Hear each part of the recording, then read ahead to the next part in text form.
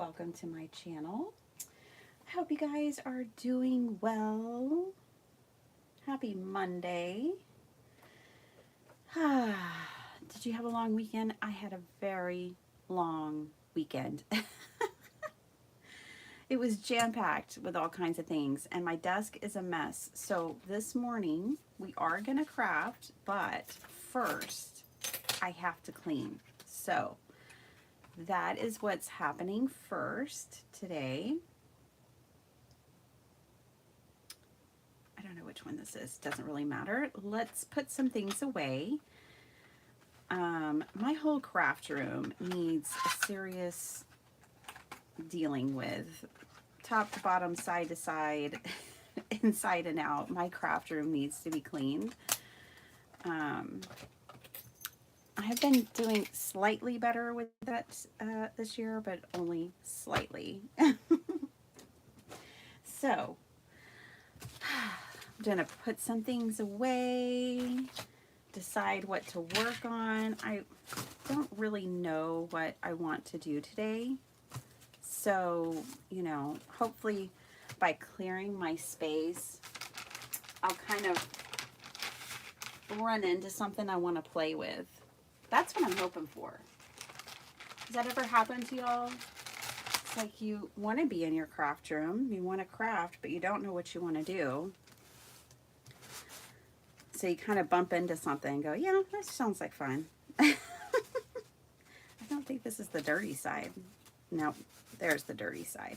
I'm going to clean my stencils before I put them away. Oh my gosh. I almost never do that. I have to grab and embrace cleaning when I feel like it. That's for sure, because I don't often feel like it. I usually know exactly what I want to work on and just get started doing it right away. I'm going to show you one thing that I do sometimes with my stencils is I clean them off on a sheet of paper. Do y'all ever do this? I put a sheet of paper behind them, have a wet baby wipe, and I'll clean my stencil off. Now these didn't have a lot of ink, so we might not get very much from this. Oh my goodness, my voice is even tired. We had so much fun this weekend. Saturday was a fully social day for me. I was live with you guys. And then I went and met WJ and Letty. And then I went to one of my best friend's house for dinner. And it just so happens that one of my best friends, I'm best friends with the mom, and my son is best friends with her son. So we went over for dinner, which was really nice. Yeah, that one didn't have a ton of ink on it. So let's just see what we get. If I don't like it, I'll just use this sheet for gel printing later, and it won't even matter what's on it because it'll get covered by acrylic ink. Sometimes you can get some pretty cool designs. Well, hello everybody. Miss Karen's here. Hi, Karen. Sala's here. Hello. Good afternoon to you. Hi, Amy. Well, I'm cleaning and creating because I can multitask when I want to.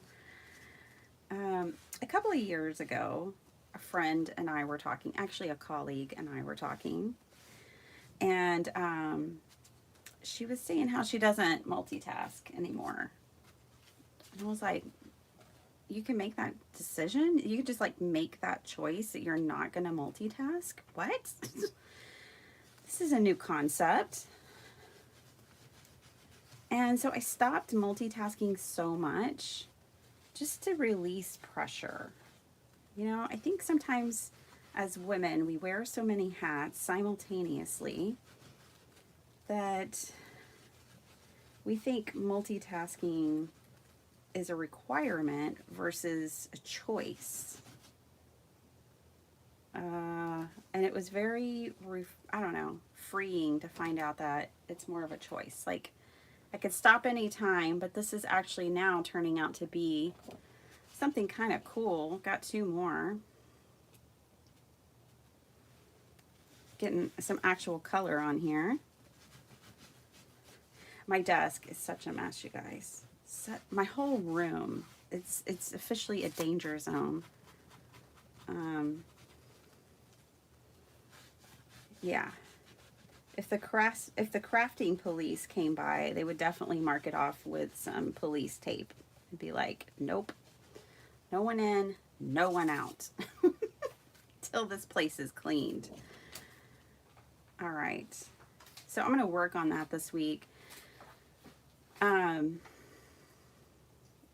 used to do like 15 minutes a day, so that's what I need to do this week. First 15 minutes I'm in here just like clean. Set a timer, clean.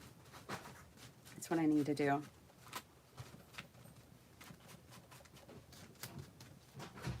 But this morning, it's going to be about my desk. Okay, yeah, so I made a big mess. I kind of like that big mess. It's really interesting. It's not any one thing.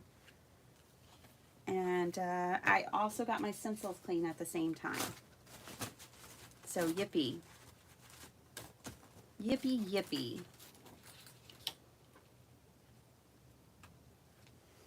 That's a good idea, Amy. I have a journal for that. I made some notes yesterday.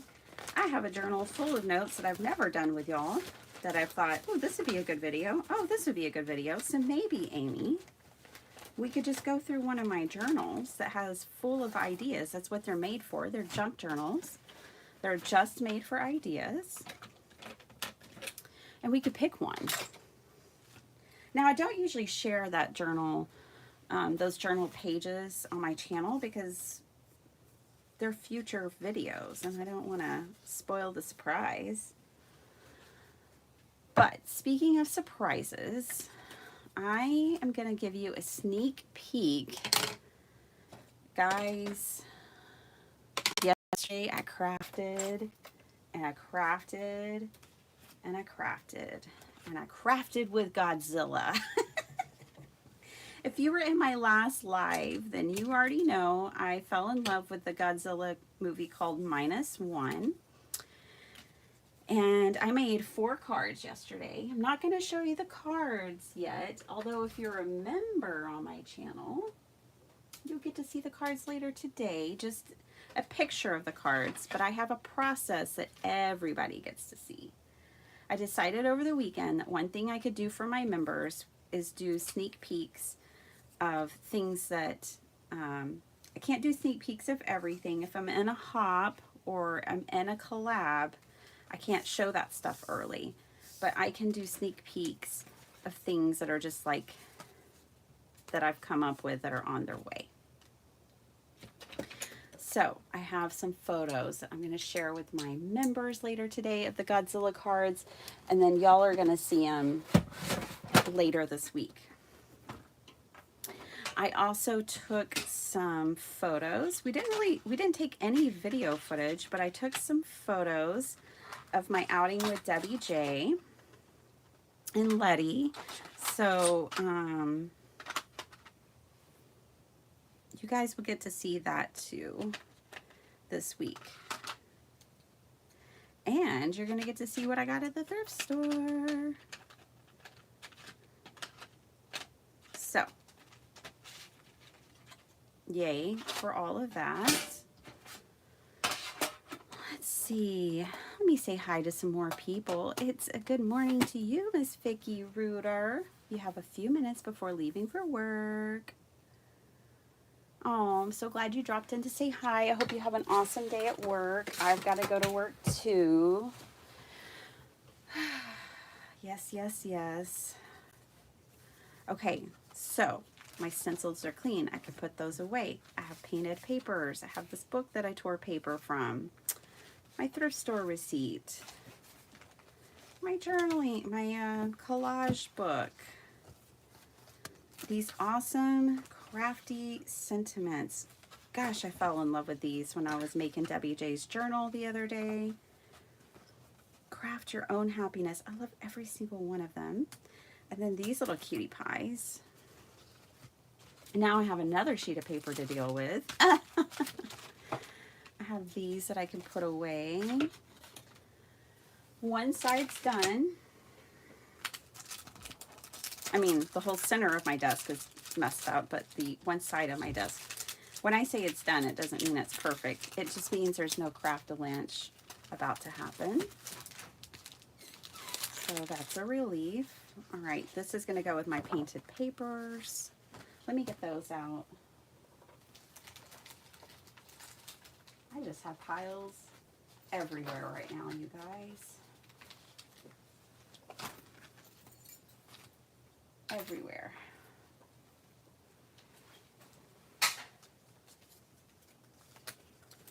So, put my Timmy scraps back in that bag. That's where those go. Let's just cut her out.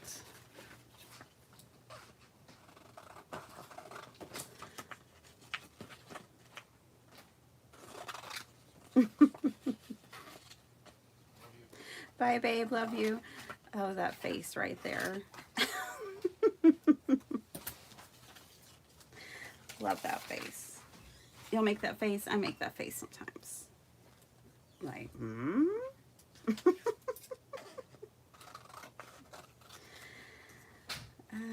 I think I make that face when I'm driving. Like, what was this person thinking? Turning then or doing that? I had someone turn right in front of me in Austin the other day in a very dangerous way when I was leaving or going to one of the other to get with Debbie and Letty. And I was like, there was no one behind me. This car could have waited for me to pass because there was no one behind me for miles kind of thing. But no, they just decided to pull out right in front of me. So I made this face, like concerned, like, are you okay? You're not making good choices. Now, I have an unfair advantage when it comes to driving because my dad was a car guy and I would literally help him tow cars when I was like 7 years old. So I do have a bit of an unfair advantage. I've been driving forever. And you know, back in the 80s, you could get away with that.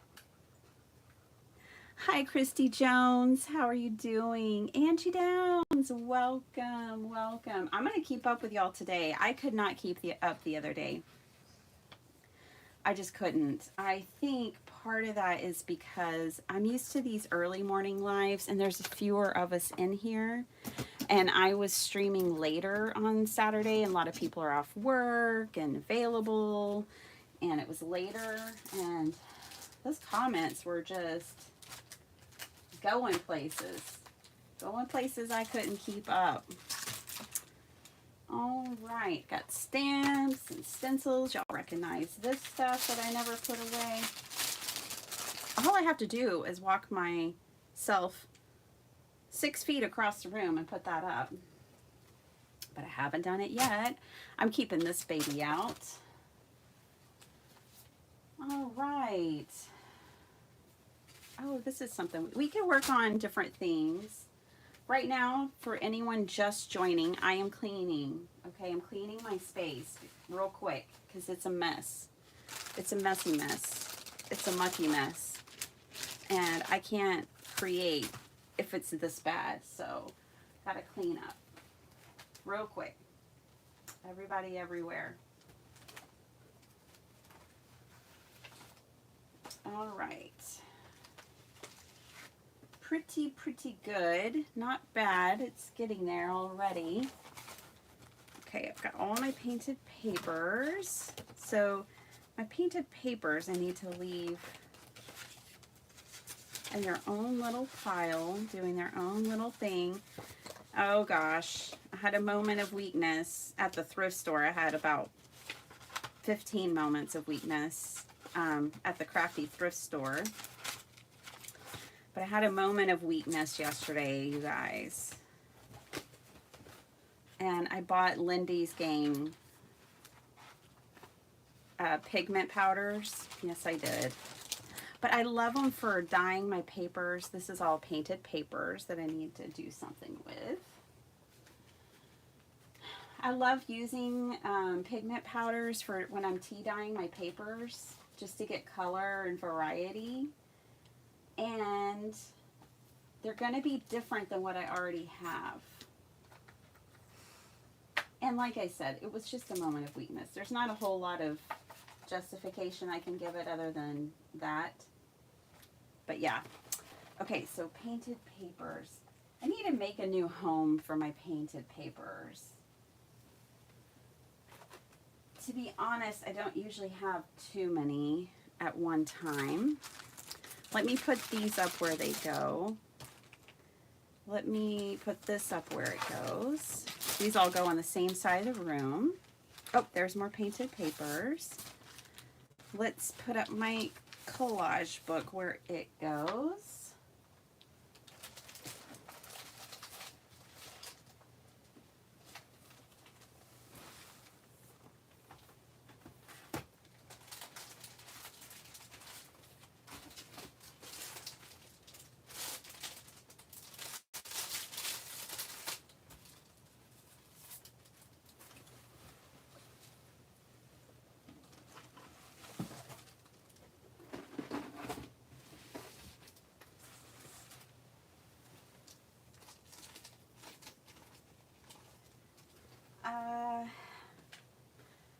I'm kind of wanting to play with some Unity stamps because I have so many now. So I'm kind of wanting to play with some Unity stamps. Let's see. It's Unity. That's all Unity. Well, mostly. That goes on the other side of the room too. Put it there for now.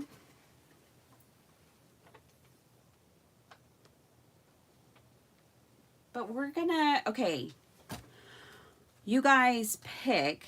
We're either gonna go through my ideas book. When I say ideas book, it's, I keep journals where I write down ideas of what to make a video over, okay? So this is the book, and like I said, I don't usually share these pages because they're my ideas that I want to save for an upcoming video. But I have this one that I just made for myself this year. Here's the one that I made like 2 years ago, I think, and it's full of ideas and things to case, and every page, see, I don't even make it pretty. It's just every page has ideas in it. So can work on something like that. I also have, see, I love these. This is the kind of cover that I just made for Debbie's journal this weekend. I love these kinds of journals because look, as it's grown, it just, I don't know, it just grows beautifully. It ages beautifully. They're easy to make. So when I got ready to make myself another one, see the difference? You can kind of see how it wears over time. But I made myself another one of those covers because they just wear so beautifully. These are just, they feel good in the hand. I even like glued myself a piece of elastic onto this one, so I had a pin loop, which I really like having a pin attached to my journal. I find that I write in it more when I do that.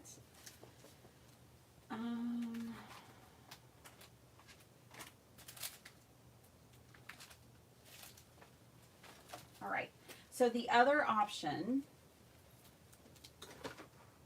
is that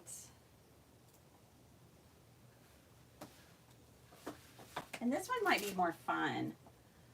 what if we case a Somerset Studio project? I get the Somerset Studio magazine. I always, like, am debating every year, like, am I going to renew? Am I going to get it again? And if I do, then I have to start actually using it in some sort of way. Typically, to be honest, I look through them once, I put them on a shelf, and I rarely pull them back out again. I mean, sometimes. And I just kind of pull them back out and glance at them, and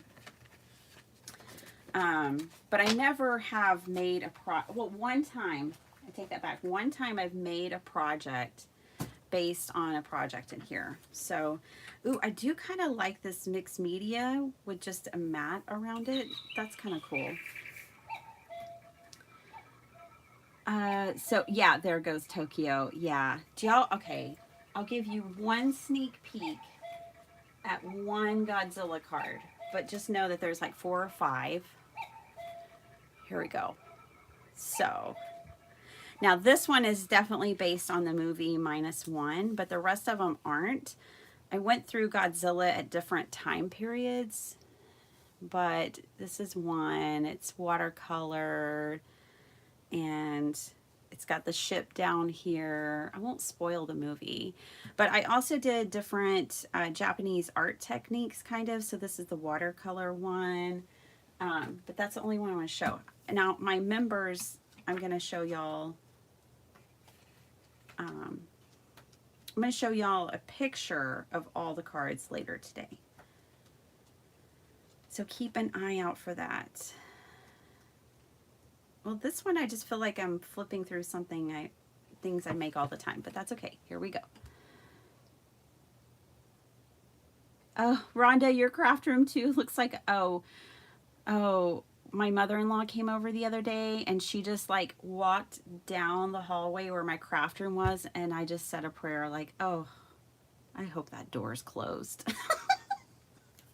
I was in the middle of training someone. I was in the middle of work, so I couldn't just like run ahead of her and close the door. I just had to say a little Hail Mary that my door was closed to my craft room. But yeah, that's how bad it is right now. Normally I'm like, whatever, it's a crafty space. It's not tidy, but no, it's pretty bad these days. But I'm going to get on top of it 15 minutes at a time. Let me say hi to a few more people. Tracy, hi. And Jim. And Cheryl. And Linda Gorman. And Lee. Hello, hello. Cordelia, hello. Hi, Mary C. You're in Pittsburgh. You're just taking a national tour, Mary. I love that. You have been quite the tourist. Are you going to memory keep this amazing multi-month trip? Yes, Cordelia's like, Mary C, you're living the life. I agree, and I'm so happy for you because I know some of the things that you've had to deal with in the last couple of years, health-wise, and, well, I just have to say, pray, because prayers come true. You know, I am so happy that you're getting to do these things. You've made it through some of the hardships, and you've come out the other side a major traveler, my dear. Well, and that makes my heart so happy, Mary. I'm delighted by these chances you're getting, this opportunity to travel. I'm guessing that you're traveling maybe with your son or something, and I hope you guys are having the best time. I haven't asked, but I'm just guessing. And you don't have to tell me. So, but I'm so happy for you. We might have to grab another one, but we'll see. I'm sure this one has something in it we could make. I've got sprays. I've got all these things on my desk. I got it cleaned off, I think, enough to craft. I at least have one side of my desk where if I put something on it, it potentially won't crash into everything. The other side, not so much. Oh, found more ATCs. We could always just, I'm going to keep some of those out. We could always just make some of those up real quick, depending on what we do. I've got Unity stamps in my hand. This goes over here. Alrighty, I just have to stop cleaning at some point or we're never going to get to craft. So let's clean. I mean, craft, not clean. My brain knows what needs to happen, but I'm fighting it. Okay.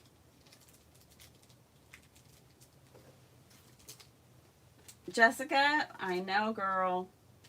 I feel you. I'm really like, I'm not competitive with other people, but I'm competitive with myself. Like I've always been like that since I was a little girl. Like I like to set like many like challenges for myself. Like, okay, I'm going to set a 15-minute timer and I'm going to see how much I can get done. That's how I'm competitive, is with my own self. So that's what I like to do. And that helps me in my craft room, is set a 15-minute timer. So I bet we've been on here 15 minutes. I can't see and I don't know. But we'll say that we just cleaned for 15 minutes. And now we get to play. And that feels like a reward to me. Like, you know, in my craft room especially, like you clean for 15 minutes and then you get to play. It's like, oh, I earned this.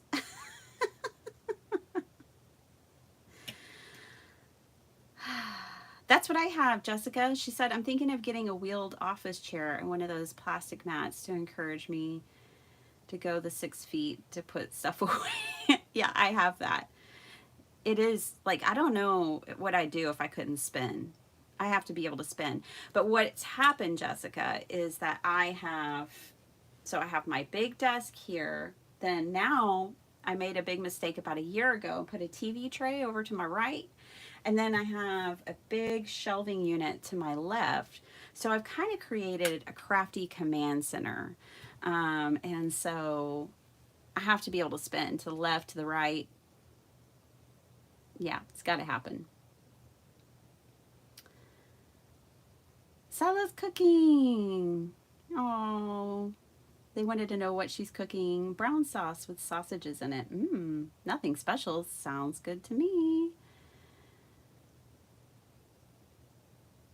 Only 15. I'm just checking in. Like the old Godzilla. Yeah, I am in love with the new one. And they have a Godzilla Kong. Okay, so I should probably save it for the video. But I've never been a Godzilla girl at all. I've always been a King Kong girl. That's my favorite. And I was making these cards yesterday and I had the realization, I don't know, I had compassion for Godzilla, but not because of the movie, because he never seems to have, I don't know. I could never relate. Godzilla just always seems like just a beast, and King Kong, they've always kind of made him more relatable with emotions, or I don't know. I like gorillas. I grew up reading about Jane Goodall. I still have a Jane Goodall National Geographic. I grew up reading about her and Gorillas in the Mist, and I don't know. I've always loved gorillas. Even to this day, I have this gorilla stuffed animal that my dad gave me for Valentine's Day, like 26 years ago. And he's in my closet, but he like hangs out and I pat him on the head sometimes when I'm leaving the closet. I'm going to start doing some 3D collage, you guys. And I got 2 new things at the Crafty Thrift Store to collage. I'm really excited about. I'm not going to tell you about it right now because I have a video coming out. How much do I sell my journals for? Amy, it depends on the detail and yeah, the size and detail. So some journals I make, like the ones I make for myself, are daily journals. So these journals are meant for just daily use, getting sloppy like this page here. So I made this one on Valentine's Day, basically, this year. And like collaging, throwing scrap paper on it. This one's just for like recording things. It's not like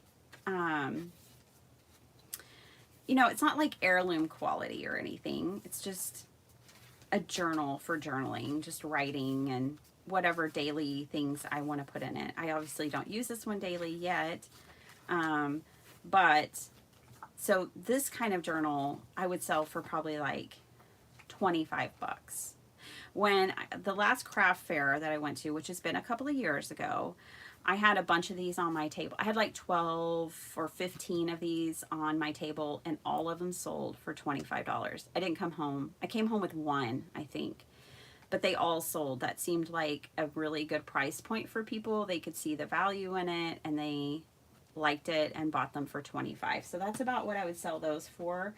And then, but like something like heirloom that takes a lot more time, I probably sell for 65 or 70 because you'll never get your money back on it, but that's kind of how I price them out. Yeah, it really just depends. Okay, something like this little guy right here. I do like to have these smaller ones. I made this in like 30 minutes, maybe an hour. Now, of course, I had painted a lot of these pages, so that doesn't really count. But this little paper bag journal, I would probably sell this for 10, you know?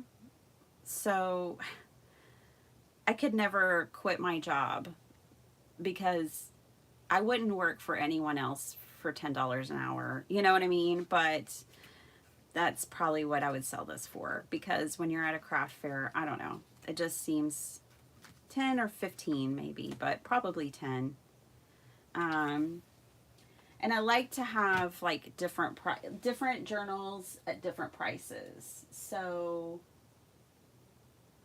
let me grab, well, yeah, so my I don't have any of my archival ones in here, but one that's like more deemed archival or heirloom quality, you know, something that somebody would give a family member that would maybe house family memories or something like that, then that I would charge more for.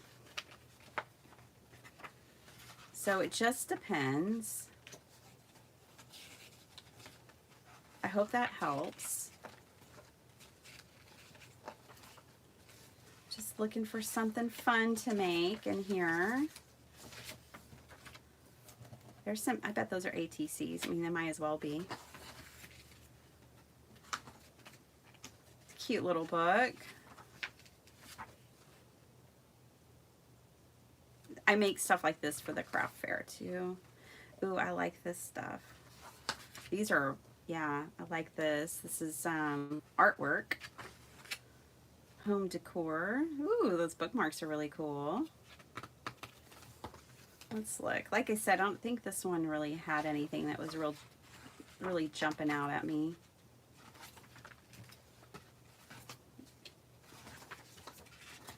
And then I could look through this another time and be totally inspired. You know, that's the way it goes. So far, not too much. So something more like this, you know, that has a hardcover, has a ton of detail in it, that would have to be sold for more. I like these. These are like collage cards of sorts. Those are just really pretty. Oh, I love these seashell journals. I think this is why I had this out last, is because it had the boat and the seashell journals, and I want to start journal or collaging on different things. In fact, I have this laying on my desk because I want to collage on the leaves of this Dollar Tree quality silk foliage, but I want to like collage on the leaves and then make it like a piece of, like put it on watercolor paper, do a background or something, and make a piece of art out of it. So I've definitely been getting into the idea of 3D collage.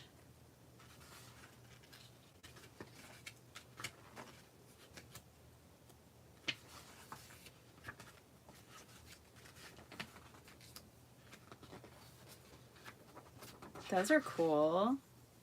Like little wall hangings. I did those on my channel one time of angels for gifts. These are neat. I love these. I like these so much because the butterflies aren't like realistic, you know what I mean? They're like whimsical, but then they went ahead and put like a nameplate with it. How fun is that? That is so, I love those. Love those.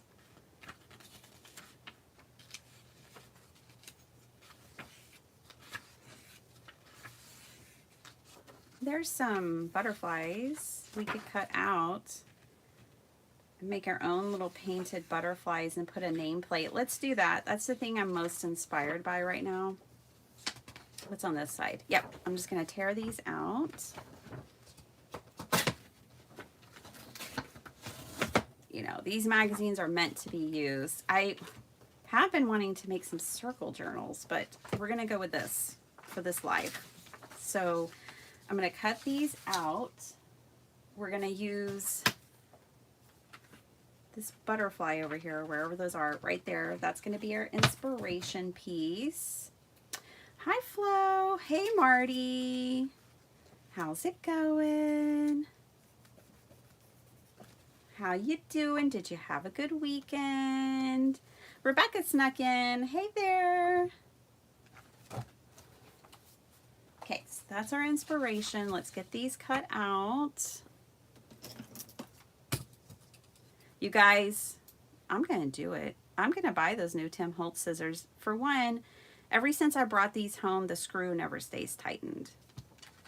And my red ones are missing. So I haven't found them for a long time. I know if I properly clean my craft room, I might. But still, I'm going to do it. I'm buying those big spring handles. I don't need the little ones. I only need one pair. I just want the big ones. But these have been really unreliable since the day I bought them. I think I just got a dud because I have the red ones and I love them. I just got a bad pair. It happens. And I'm sure I could like email somebody about it or something, but I'll just get a new pair. I still use them. I just have to tighten the screw all the time. Like every day, all the time. Not like once a month all the time, but like every day all the time. Okay. So, here, let me get my magazine back out so y'all can see the inspiration. Again. Ooh, just thought of something. What if we, I don't know if I have the right paper, but I have stamps. I kind of want to make these look like porcelain, like putting glossy accents on them when I'm done, like a whole lot of glossy accents, and make the butterflies look like they're made out of porcelain.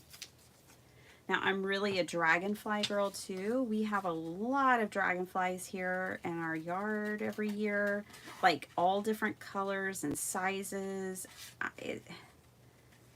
It's incredible. I've never lived somewhere where there are so many dragonflies and so many different types of dragonflies. Like in one summer in my yard, you might see like 10 different species of dragonflies. It's incredible. Some years there's more than others. Last year I don't remember seeing a lot, but then it was also 106 degrees every day, so I wasn't outside as much. Then I got that nasty virus that knocked me out last summer. Oh, and then I got injured. Yeah, last summer was kind of a bust. we're going back to the beach, y'all.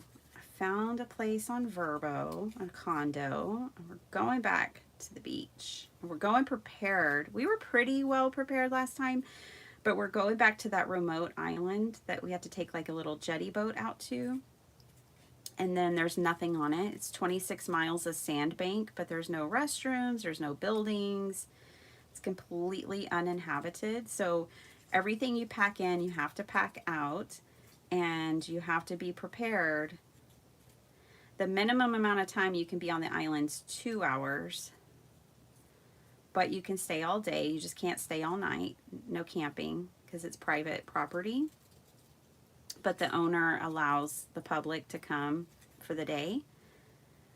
And when we were there last year, I was just in love. I was in love with it because not a lot of people go there. So it was not, I mean, there may have been 10 people on this island with us, maybe. And most of them were fishermen out on a wharf that's kind of on the island. But the dolphins, we sat and watched dolphins swim all day, which my daughter asked me, Mom, if you could be any animal, what would you be? And I was like, within 2 seconds, dolphin. Like, I have loved dolphins since I was probably 10 years old. I checked out a book at the library from Jacques Cousteau. I still have the book.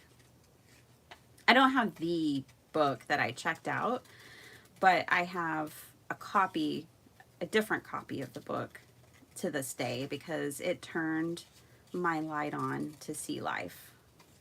I love sea life. Like if I'm gonna watch an animal show, it's usually like National Geographic or whatever. It's usually gonna be something to do with the ocean. So we got a couple of different butterflies and a dragonfly. That'll be enough for us today. It's not like I have a ton of time or anything. This would be pretty if I could make it fit. That doesn't want to fit on there. That'll fit on there. I'm going to turn it over. I'm going to draw it out, cut it out again. Now, obviously, the other ones I think were like painted or doodled, but I mean, this is fine too. We can just use patterned paper. If y'all ever need templates, you know, for doing this kind of thing, like if you don't have dies, if you're just getting started, you don't have a die cutting machine, or even if you've been doing it a long time and you don't want a die cutting machine, because if you buy a die cutting machine, it's like if you give a mouse a cookie, then you got to buy the dies. You buy the dies, you know, then you got to buy more dies. It's a whole thing. But anyways, you can just Google like butterfly template and find free images that you can print out, cut out with your scissors like I'm doing. Be off to the races with your own whatever you want. I'm sure you can find a template for lots and lots of things. I did a series on my channel called No Dies, No Problem for a long time because there's a lot you can do. A lot of shapes you can cut without dies. I love dies, but you don't have to have them. Okay, let me get, I don't know if I like it. I mean, it's fine. It's fine, but I don't know. Let's go back to our inspiration piece because I think I want them to look more like the inspiration piece, which is right here. I really like this whimsical look. And see, they do kind of look like porcelain. They didn't put like glossy accents on them. But I'm liking this whimsy look. So let's make ours whimsy. Okay, so I'm going to cut mine out of watercolor paper. And then I'm going to paint them with my watercolors and use my pens. I'm going to do them that way. I have some watercolor scraps. Where did I put those?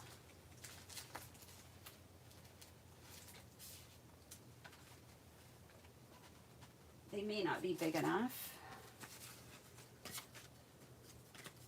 Nope.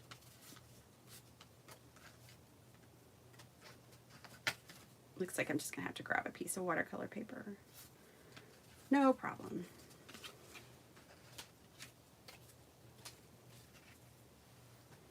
I've got watercolor paper. Ah, Nima, welcome. Welcome to the Glue Crew. So glad you joined. I hope you enjoy it. It's pretty mellow. I don't go crazy. I mean, I did in the beginning, and then I just got overwhelmed and too busy. But I am going to start sharing some sneak peeks over there. My goal is to get back to doing Zooms with people. So yeah, I hope you enjoy it. And thank you. It's a great way to support the channel. If you love watching my videos and my content, then, you know, it's a great way to support me and my channel, and I really appreciate it. I totally 100% appreciate it. Very, very much. Well, this is just so much fun for y'all, I'm sure, watching me cut out the same thing out of white paper over and over, but must be done. Wow, I'm really doing a bang up job of tracing this little guy.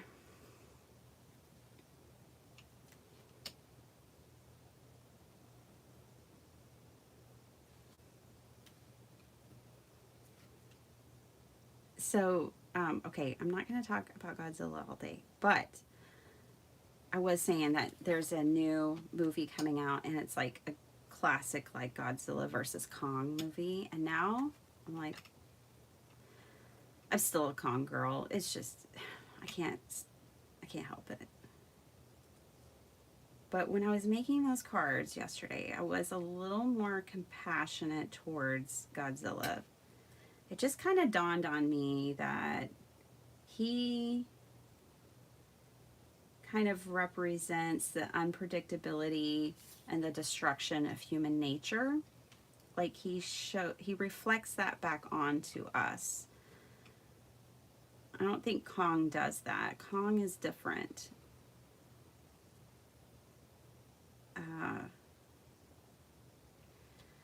But I always thought Godzilla was a little too mechanical and just destructive and unrelatable. But then when I was making those cards yesterday, I was like, he's just reflecting us back to ourselves as a species. Not all of the species is destructive, but some.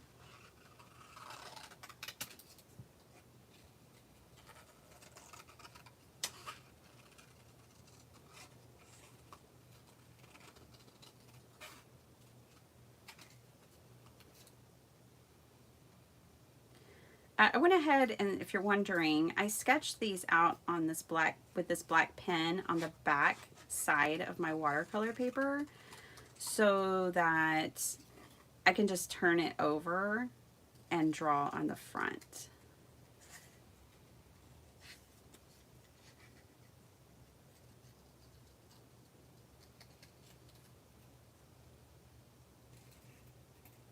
I would make a fine dolphin. Well, thank you, Flo. I am like a fish out of water most of the time. I have always been that way. My dad was so patient in some ways. He would take me to the pool and he would never get in, and I never saw my dad swim. Just, if he could, because he only would wear Levi's, so, you know, can't swim in a pair of Levi's. He did get in and save me one time. Oh, I need to put that memory in my childhood memory art journal. But when I was 5, we were fishing at his favorite lake and catfishing. And with cane poles, he had me using a cane pole. And because I don't think he was really counting on me catching anything, but he was just like, whatever. If she has a pole, she'll think she's fishing, and I'll get my fishing on. But I happened to catch, no joke, like a 20-pound catfish. Well, I probably weighed, I don't know, I was in kindergarten. I'm guessing I probably weighed about 30 pounds soaking wet. And I caught a fish that weighed almost as much as me. And then, of course, with him in his environment, he could swim a lot harder and faster than I could. He pulled me in the water. My dad was like, let go of the pole, let go of the pole. And I never let go of the pole. I was like, I got him, Dad.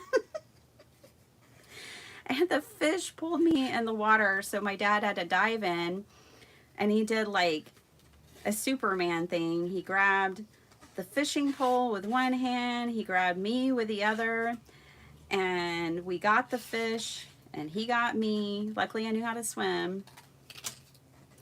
And we got that fish. We sure did. And I'll never forget, I was so proud. We took that 20-pound catfish home, and we fed my whole family, not just like me and my brothers, but I have 4 older brothers. My brothers, my godparents, my grandparents. I mean, we fed like the whole block with that 20-pound catfish. It's such a good memory. But yeah, that's the only time I remember my dad getting in the water, is to come save me from the catfish. Okay, let's look at these a little closer. Here's another thing I like about these, is that like this blue butterfly is on a blue-green background. And then this yellow butterfly, which is the color I'm choosing to look at, is on a yellow background with pink and yellow repeating colors, orange and orange. So I want to also mimic that as well. So let's do that. I really like that these are square. I'm tempted to make square cards, but I might have 6x6 envelopes, but I'm not sure. If I make 4x4, I think they'd be too small. I think they'd have to be 6x6. The other thing is I really like this like tea-dyed lace behind this one. And then this one, you could pull this off with embossing. We could really kind of case these. We can do it. Okay. Let's pick our colors. I'm going to do the blue and yellow, the blue and pink, and then I think I'll make this guy orange and black. Let me catch up to y'all.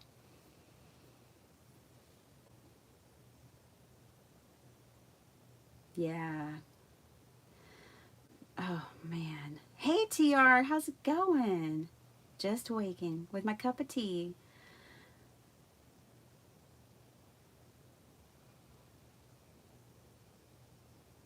Oh, cool, Rebecca. Rebecca, I need to let me make you a moderator so you can share, if you don't mind, and then you can share a link, add as moderator. So it's going to add, you remove chats, hide, or change chat. I'm going to make you I don't know what the difference is, but I'm making you a moderator, and then you can link that video if you want. You don't worry. You don't have to like show up for all my lives or manage things. Like when I make y'all moderators, y'all don't have to do that. It's really just so you can share links about your channel or whatever. Okay. Alrighty. Let's doodle. Let's doodle. We could just doodle with colored pencils, but I'm going to get the watercolors out. I'm thinking, yeah, I don't want to copy these exactly, but I'm just kind of looking at some of the ways that they doodled. And I'm going to do that too. I have my fine line. I love having fine liners. So I have my fine liner pens. These are the Arteza. Other people make fine liners too. You don't have to buy these. I'm missing one, yeah. But I really love having these. They are, I wonder if it says what size they are. 0.4. They're 0.4. But yeah, we'll use some fine liners to doodle, because then we can doodle in ink and color, and it won't be affected by the watercolor. So why don't we doodle first and watercolor last? That's kind of a reverse thing. I really like this bright pink. That is a cool color. Get some bright yellow, a nice blue. Let's also bring in some maroon. I think those two colors are kind of cool together. We'll bring in some, yeah, I like that.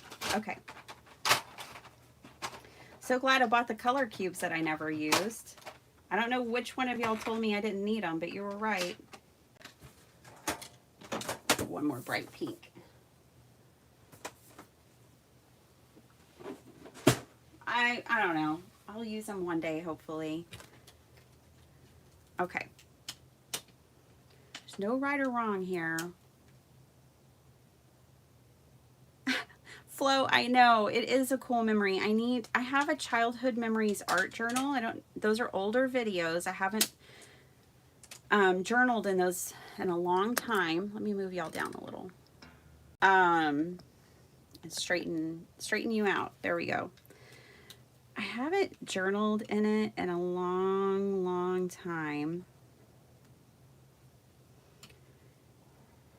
But I do have some fun memories that I'm fond of. And I do art journal pages about them.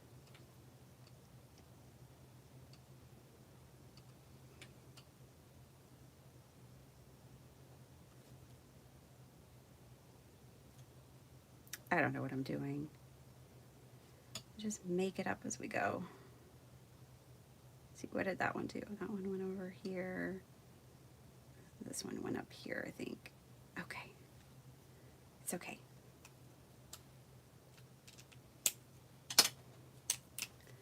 And then let's do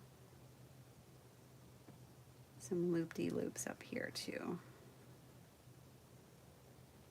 Basically, I decided, if you're wondering why I decided to do my doodling and fine liners first, is because if I watercolored these first, we would all have to wait on it to dry, and I'm in a live, and I'd have to really let it dry before I could color in these pens.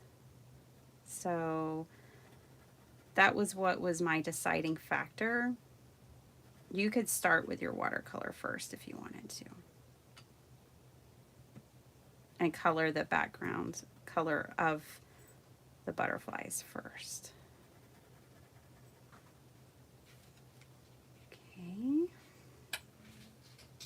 I'm going for a little bit of symmetry, but not so much. Symmetry is not a strength of mine.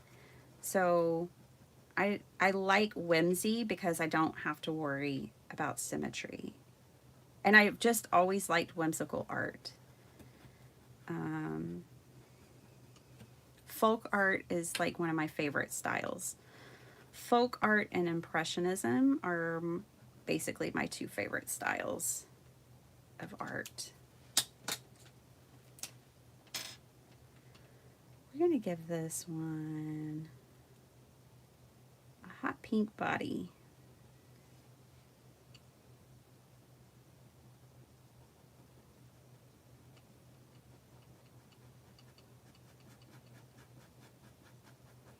I don't know what I'm doing. I'm not looking at anything. You know, I'm just playing. So I hope that that encourages you guys to play and be free. I'm not stressed about it. Art always goes through an awkward, ugly phase. And so these might look awkward and ugly for a minute, and I'm okay with that. What do I want to do here? You know what I want to do here? I think I kind of want to turn these into leaves, almost like a leaf pattern. Where did my pens go?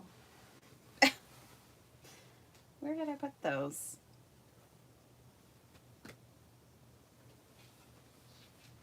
There they are. If you put things behind you, they might get lost. All right. Let me get some greens out. I kind of want to turn these into leaves. Let's see. I think I'll do this green.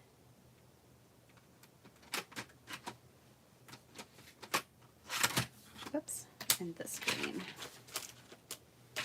Oh boy. I think even Crayola makes fine liner pens. If I'm not mistaken, I think Crayola makes them. Lots of people make them.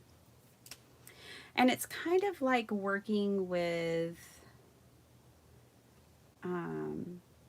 microns. They're kind of like just colored microns, really. Micron pens, the black ones that everyone uses.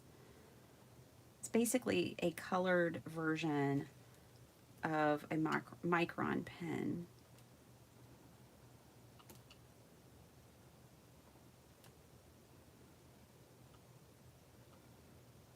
Who won the NBA finals last night? We were out watching it, but we didn't even make it to halftime before we left. So I don't know who won. Do y'all know who won? Did Texas win? Did Dallas win?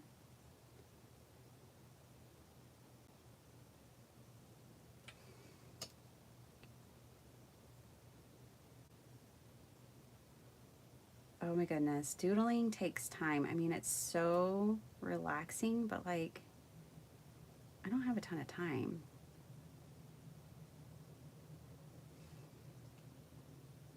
But I can't stop now.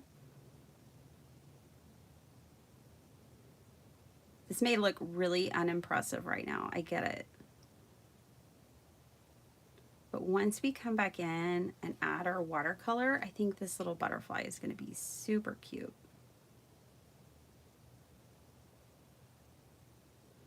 If you don't like butterflies, like I know some people don't, this could be flowers. You could do the same thing with flowers, birds, frogs, whatever you like, whatever floats your boat, boats. Oh, little boats would be so cute, actually. Oh, that would be adorable. Now I want boats, too. Okay. I'm not going to do any more doodling on this one. I'm going to color it with watercolor.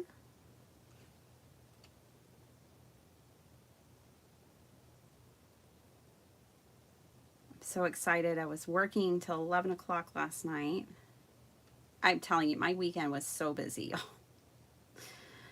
And I don't think I'm going to need to work as much overtime as I thought I was going to have to this week. On Friday of last week, I was like, oh boy. But we got a lot done this weekend, so that's good.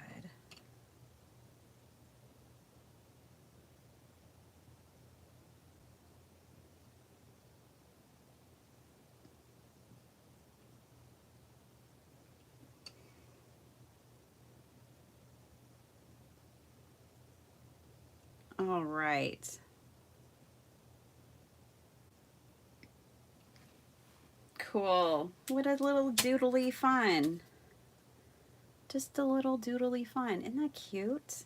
I know we have to put antenna back, but I wasn't going to cut those out. Moving on.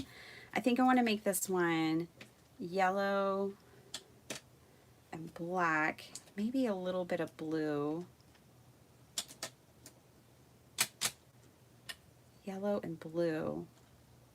Okay, and this one I'm just going to do the bright blue. I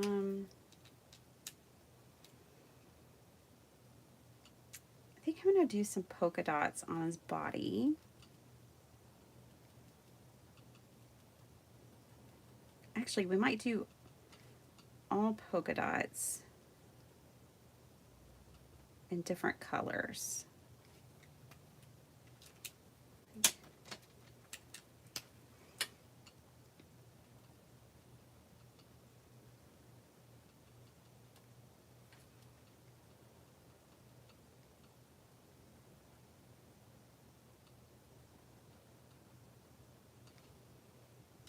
Again, I'm not going to concern myself with symmetry here.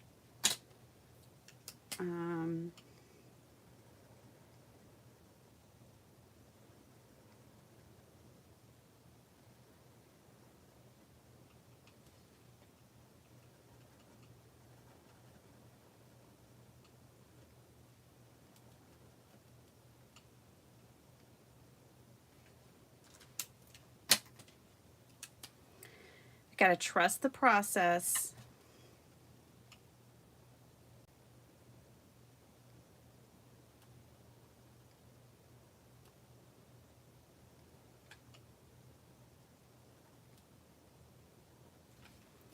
That's the way art goes. Just got to trust the process. So what are y'all doing this week? Mary's going to be in Pittsburgh, crafting, on her mega travel tour. By the way, Mary, you're the same age as my mom. I know she wishes she could travel like that. She has got bone on bone arthritis in her knee that she has to get steroid shots for. It has really slowed her down the last year or so. I've been telling her maybe embrace the thought of surgery just to get her mobility back. I'm going to make him hairy. Just a little hairy. All right, this one's done. One more. I'll look back again. Okay, I like those. Let me do that. Okay. Let's do hot pink.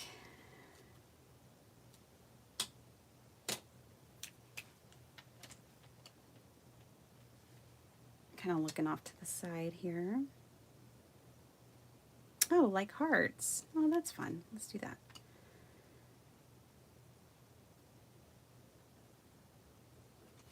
Okay. And then this one, come down like this.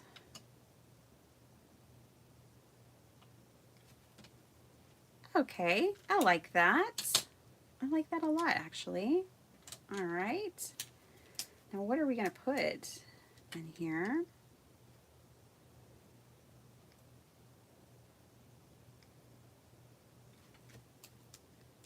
Not sure.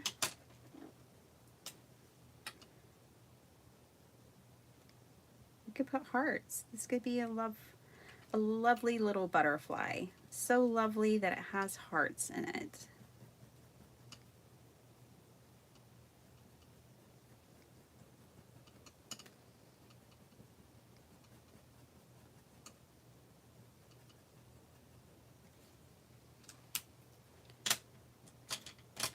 Let's do some hearts. First of all, we could kind of turn this into a heart just by doing that.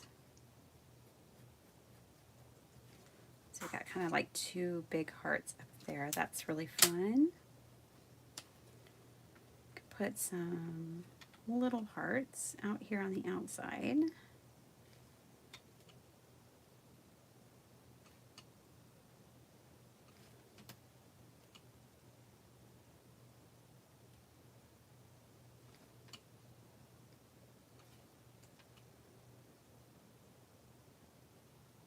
You guys, I am not a fan of anything related to paranormal activity at all.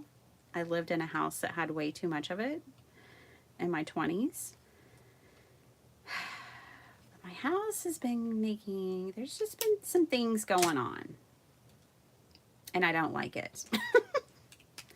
I don't like it at all. Something just fell in the other room. I have no idea what it was. Nobody else is awake. And I'm not going to talk about it because I just don't even like that energy. I don't like anything to do with it. So I'm not going to give it any of my thoughts or time, but let's just say,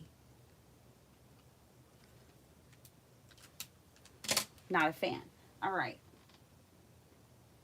This one can have some polka dots. They'll just be smaller. Go around the hearts. Now I am gonna, when I start watercoloring, I'm gonna go back to the first butterfly that I used my pens on because it should, in theory, be dry. And I'm gonna start there just in case, but I'm pretty sure these are pretty water resistant.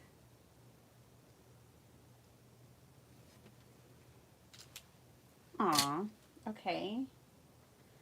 Some swirlies. I'm gonna paint these yellow. Put some dark blue swirlies in here.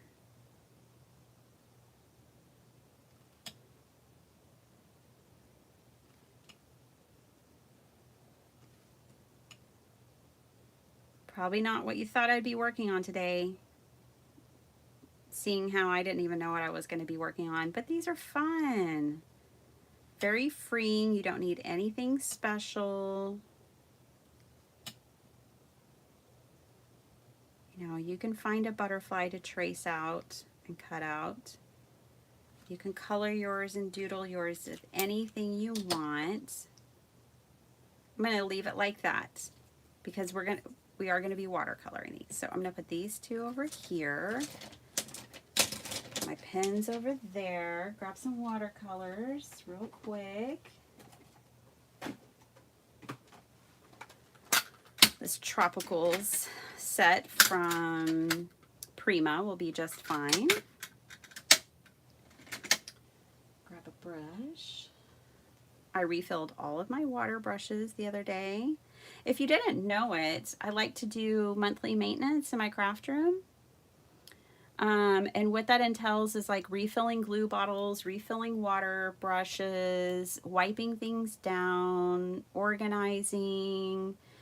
And so, yeah, I do like to do monthly maintenance in my craft room. Okay, let's pick some colors. I think I want yellow on the outside. It's not the cleanest brush in the world, but that's okay. So I'm going to paint the outside yellow. This is a little bit time consuming. I'm going to go over that blue and see what happens. It's fine.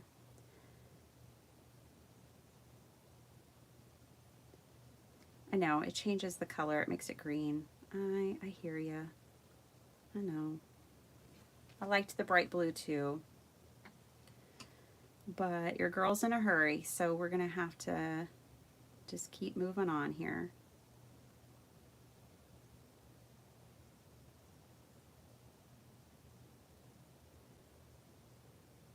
This would be fun to just make a bunch of these and just save them for future projects too. You could just make a bunch of folk art butterflies.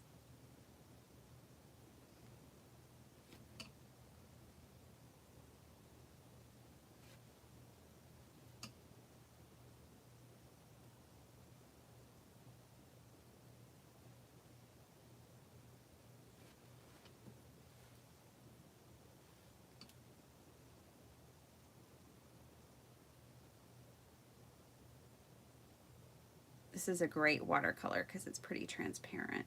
I mean, I've laid it on thick over here, but I'll spread it out.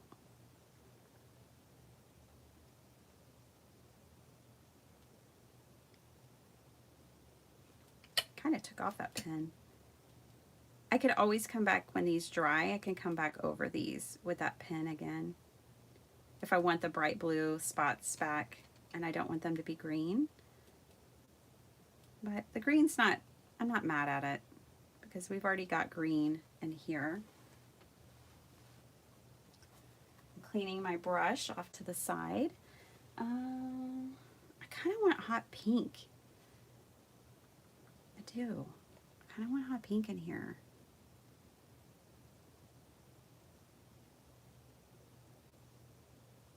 But then I have to go around all these little leaves.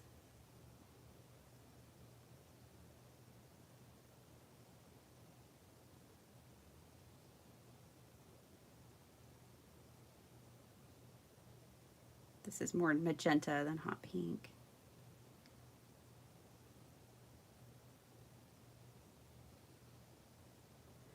You could use your stamps for these. You know, you don't have to draw if you're not comfortable drawing. You could have made some of these with stamped images. Get out some of your itty bitty stamps. You know, the ones like when you get a stamp set and you're like, oh my gosh, that is the smallest thing. When am I ever going to use that? You could stamp those stamps out on your butterflies. We've all said it. We've all seen them. We've all seen those itty bitty stamps where we're like, I guess I could make a pattern background out of this. That's usually my go-to for those little bitty ones.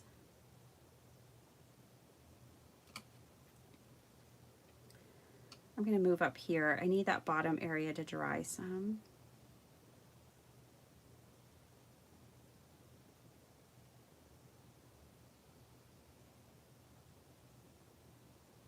I'm also not going to worry about these being like perfect.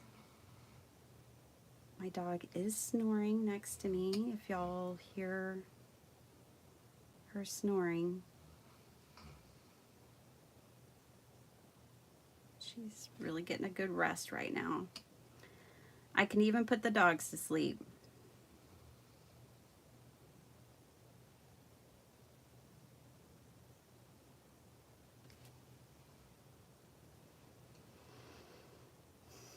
Oh, Vicky, one of your favorite memories is fishing with your dad. Yeah, I did a lot of fishing when I was younger. My dad would keep fishing poles in his car, and he worked in Dallas, but we lived north of there.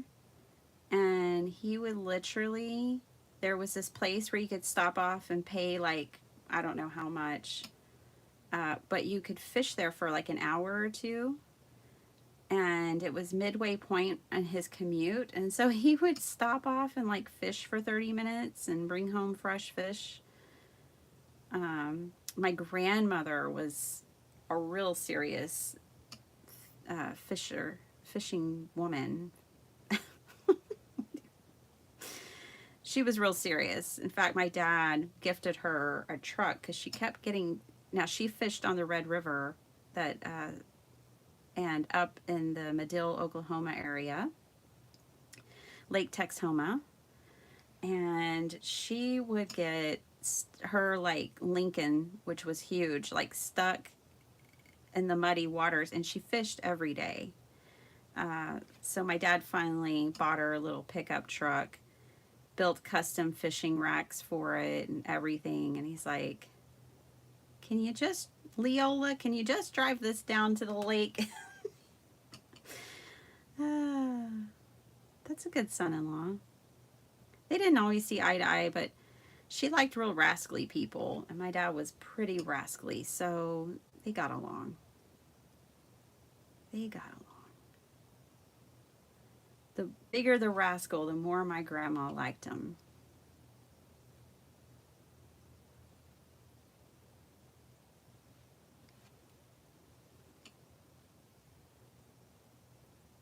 My mom's kind of that way too, honestly, because she works in the middle school, and you know, they can't scare her or bother her. She can handle all that. When a lot of teachers wouldn't want to put up with it, my mom just laughs at them and keeps going, and treats them so sweetly and so fairly, and she loves giving them chances, and she likes a good comeback story, and so she's always trying to give those kids a comeback story. We're going to put blue in here.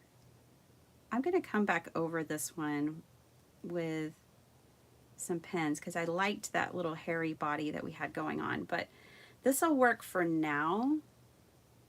See, the watercolor really helps, but at the same time, be prepared if you color up first, or you use your pens first, how that can change the color.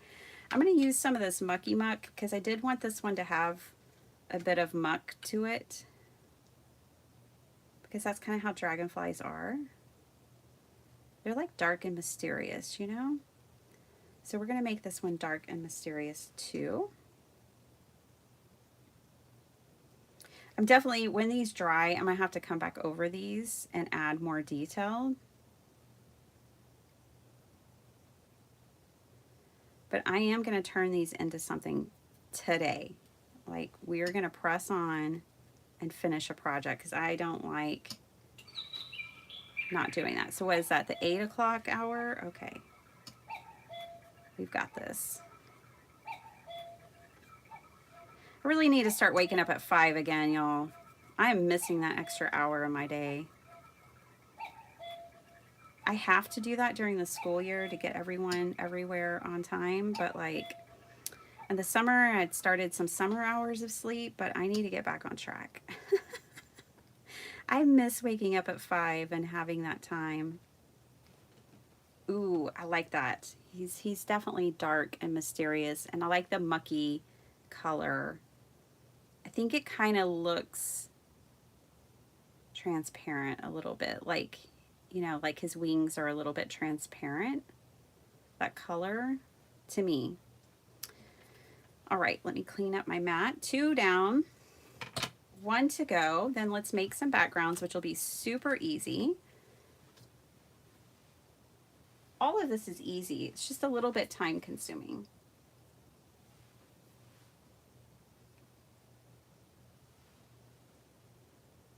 So one time, I don't know if y'all were like me. Oh, Rebecca, thanks for sharing that link.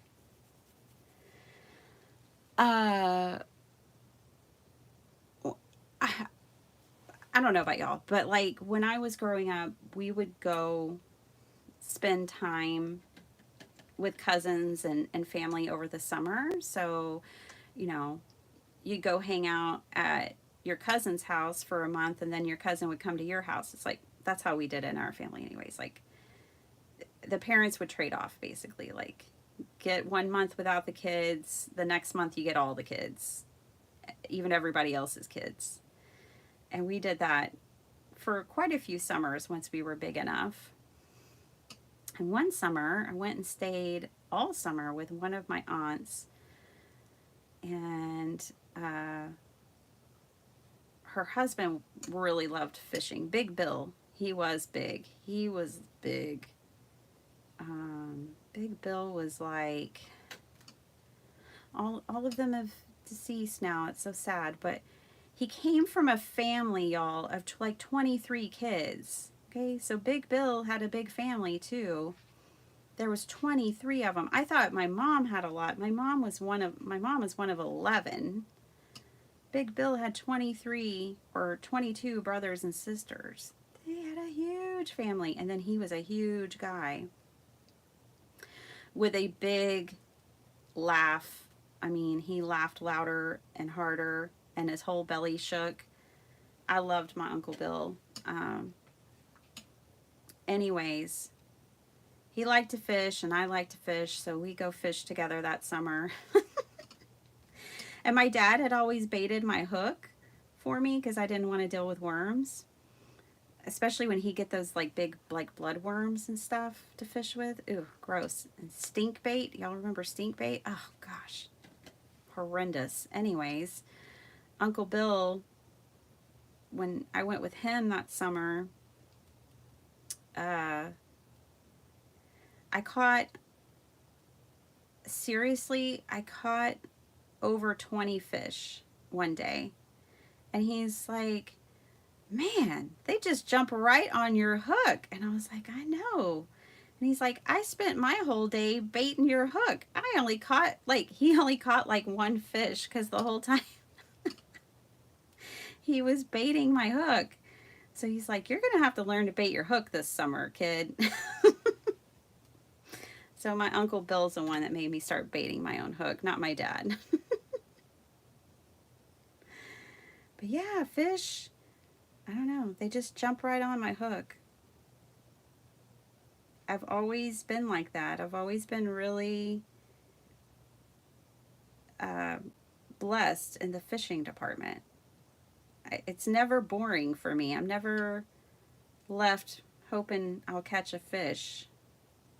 Now, we haven't kept fish in years. We go fishing sometimes. We always catch and release these days. But when I was a kid, that was dinner. We ate those fish back in the day. Okay, I think I'm going to do pink. I need to get a good pink. I like that one. It's different than the other one that we used. I'm going to have to come back over some of these details, I think, when it's dry.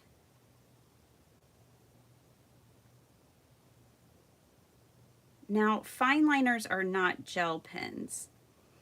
So when I come back to add detail, I'll probably need to come back. I need to borrow, with permission, Sparkle Hearts gel pens. Can you believe I have a craft room that you can't walk in, but I don't have any gel pens, y'all? Something's wrong with that equation.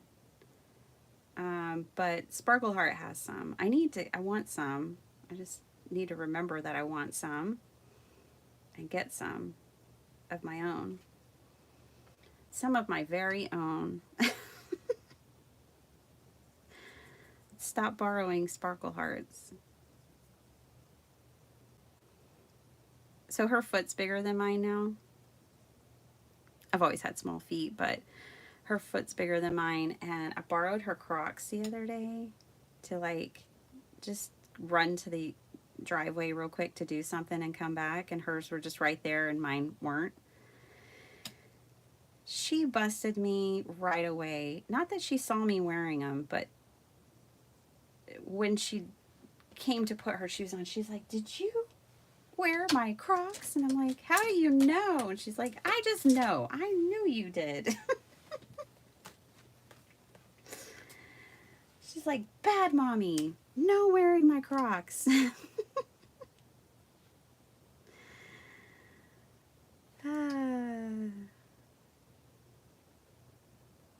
Oh, did y'all say who won? I mean, you don't look it up, but just if you know who won the game last night. Dallas was playing Boston in Boston. I think it was the final. That's what my hubby said. I grew up in a real small town in Texas. We didn't have football. I know. It's probably the only town in Texas that didn't have a football team. But we had basketball. I've always loved basketball. That was like our major sport. Like our homecoming was based around basketball games, all that. We took the kids to a Spurs game, a San Antonio Spurs game last year. But we sat like in the nosebleed section because we were at the Alamo. And I was like, you know what? Let's go see a Spurs game. Oh, there's one tonight in a couple hours. Here, let me just get a couple of tickets. Well, the only ones left were like either really expensive or the nosebleed. Oh, that stadium, it made you feel like you were just going to fall right out of your seat. The kids did not like it. They were not a fan of that. My kids are not like real adventurous.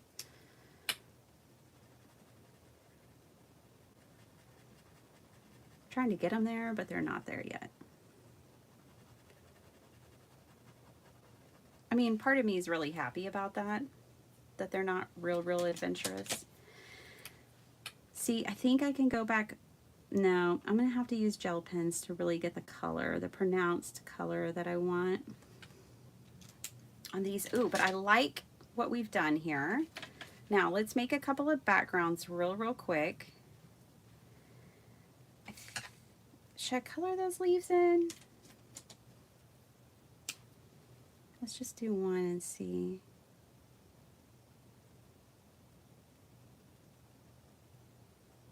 Doing it now. Great. It's going to take even longer. Okay, but we're going to do our backgrounds.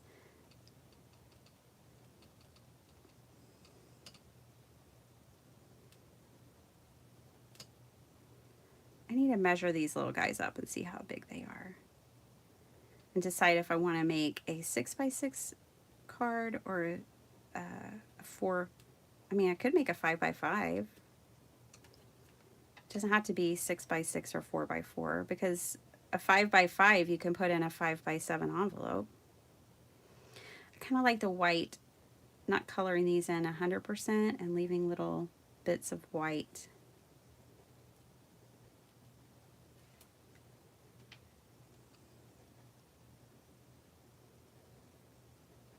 Well, I don't know if this motivates you or inspires you at all, but it's been a fun little session.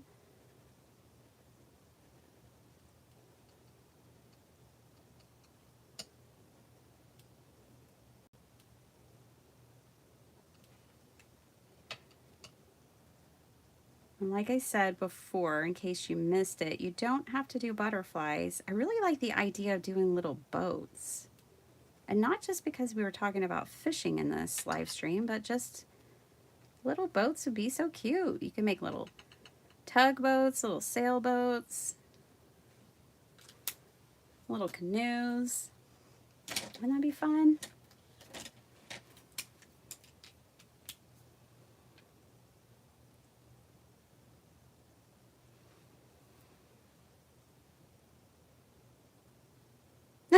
Vicky. Yes, I do art even if I don't know what I'm doing. That's right. Okay, yeah, that I'm gonna have to have gel pens if I want that bright blue, which I do. Let's see, I have a couple of random gel pens. I don't know where they're from or how I acquired them, but that's basically the same blue. It's not really coming across on here. Okay.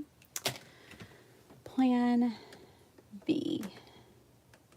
Ooh, I forgot about these. They're out of sight, out of mind. Ooh, let's use these. I've got some Jane Davenport markers that will definitely mark on here. Okay, let's do, they kind of all look the same, honestly. They're metallic.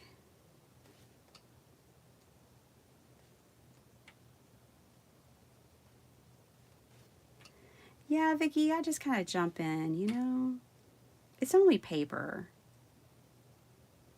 and time, but this is how I enjoy spending my time. So, well, one of the ways I enjoy spending my time.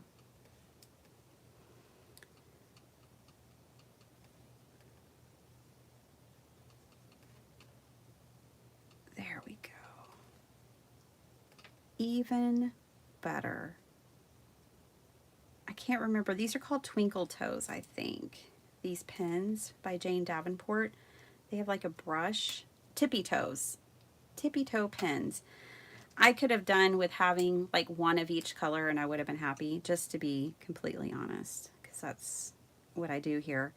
But instead I have like a whole bunch of them. But I think what's good about that is when some of them, you know, get used up or dry up, I'll have a replacement without needing to order or anything. Like, is this one already dry? No, well, it feels kind of dry already. They're newish, like within the last month or so. Huh, interesting. Let's put some blue swirls back on this one.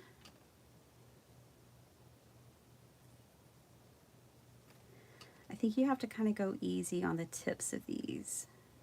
Like, you don't want to apply a lot of pressure.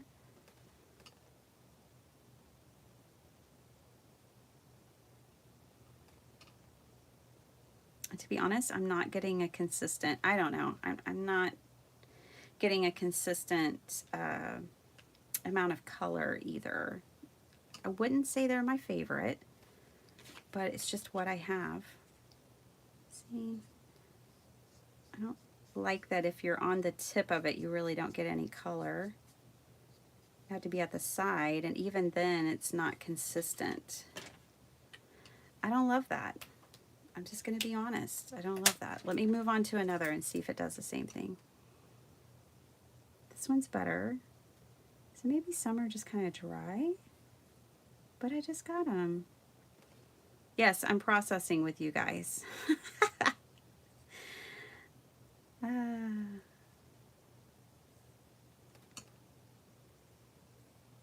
As I figure it out.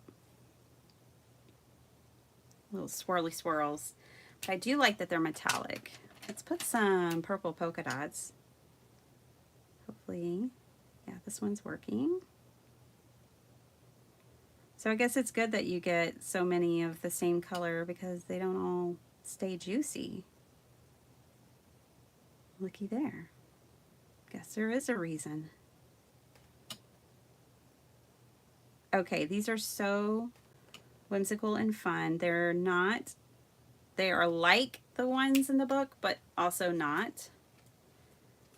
So those I'd say are done. This little guy, I kind of just want to leave him. I think what I will do is go around the outside of the wings, maybe with a little bit of metallic. Also, don't go like this, like I just did, because if your pen slips, you're going to mark on the front of your ephemera or drawing. But if you go from the back and your pen slips, you're going to slip to the back and not mess up your piece. So always go from the back. Just a little tip for you. Don't go from the front like this. In case you didn't know. But yeah, I'm just outlining the outsides of its wings a little bit. Oh, that's nice. It's just a real subtle detail. Okay. Make sure all my lids are on good. I'm just going to mash them down. All right.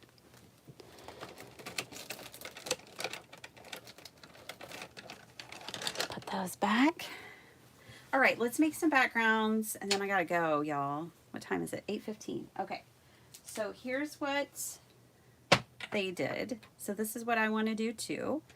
I want to do watercolor wash backgrounds, and then I'll add lace behind one. I'll add ephemera behind one. I'll add a book plate. I'm really casing these.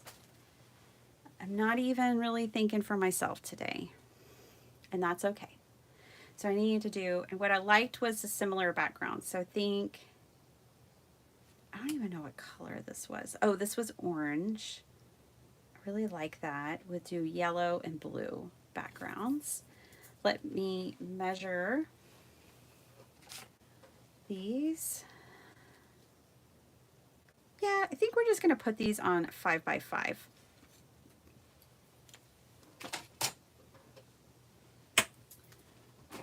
I have this scrap piece of watercolor paper, so I'm going to start with that. Let me measure it and see if I can actually get what I can get out of it. Not quite, let me clean up this edge, not quite 4.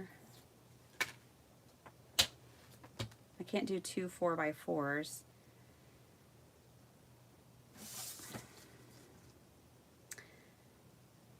Four and a half. I think we'll do 4.5 by 4.5, and then I can get 2 out of this. Okay, so 4.5. This will be a scrap.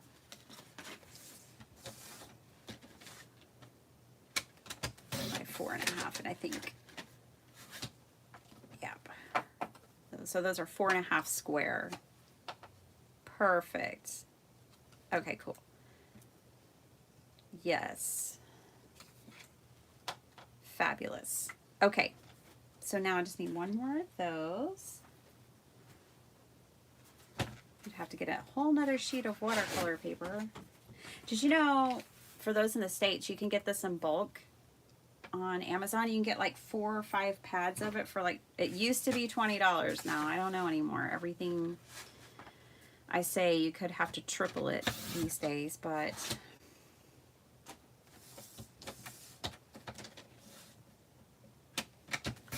I think I just got 2 more. So now I have 4 backgrounds, but only 3 flying things. That's okay.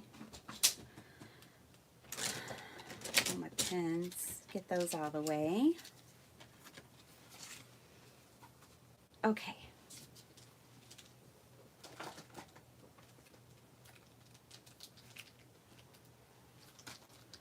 Remember how I was like, I want to use some Unity Stamp Co. Well, let's do it. What does this say? Nothing is worth more than today. Joy beyond measure. Those are nice sentiments. I also wanted to use this flower, and this is called More Than Today, by the way. And this script. I can't tell which way it goes.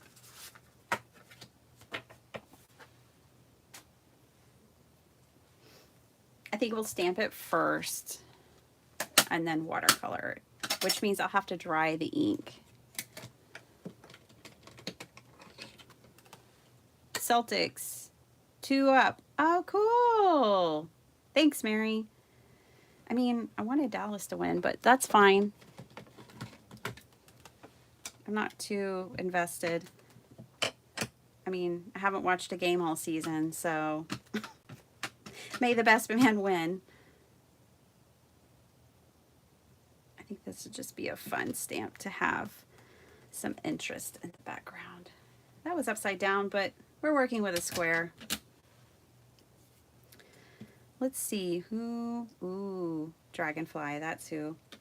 Okay, we'll put the dragonfly on that one. Let's make another background. Like real simple stuff, y'all. We don't need to make it too complicated. Let's stamp this flower out. I am gonna stamp the flower out on some of the scrap watercolor and make our own like ephemera. And I'm gonna stamp the flower. Let's see, what color? Let's just do pink. It'll be fine. Put some pink over here. This is Festive Berries. It's not exactly pink, but. And some evergreen bough. One of my favorite colors. One of my favorite Timmy colors. So I'm going to put the 2 colors on like that. I'm going to spritz this with some water. Okay, and just go for a real loose pattern. We'll see what we get. Yeah, that's cool. I like that. I have to clean it off.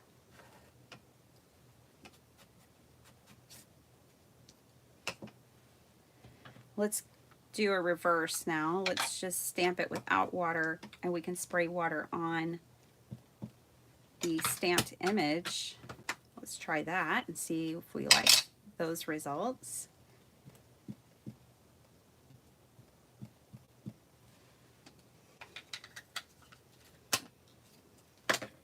Put that one over here. I'm gonna move this stuff. Okay. So now, you guys, what you could do is just take your little templates and keep them. You know, these are the ones from the magazine. And then I like to put them in the old photo books. It's not a big difference between the two, but there's another option. I think I kind of like this one better. I wonder if I can get another impression out of this. If I get it wet enough. Let's see what happens. Yeah, I think what we'll do is stamp back over that one with black. Let's try that. I'm gonna let it dry a little bit, or I'll force it to dry a little bit. And we can go back over these in black with the same stamp. So let's try that. Just experiment until you're like, oh yeah, I like that. And then you know you're done. That's my tip. Tangling? TR, that's awesome. Oh, tangling is so much fun. Hi, Terry. Good morning. Hi, Yvette. Hey, Bug. Hi, Mary Youngblood. Hey, Paula Rice. Good morning. It's so good to see you all here. Miss Marty's here. Hi. I can't remember who it was who lives in Edmonton, but they were like, sorry, we beat you in hockey. I was like, oh, no problem. It only feels right if the Canadians win a hockey game, in my opinion. I really like this one. That's my favorite one so far. Let's just dry these off.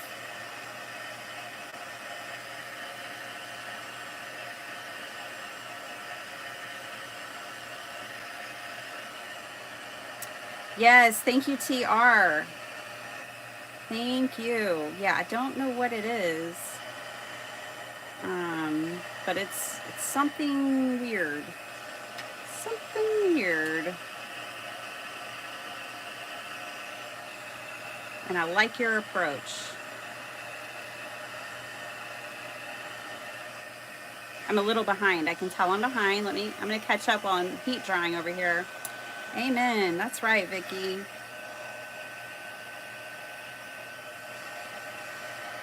Aw, thanks, TR. That's right. Every level is welcome here. We all have to start somewhere, you know? And I don't have any special skills other than just being crazy enough to try something. That's my strength. Let's see.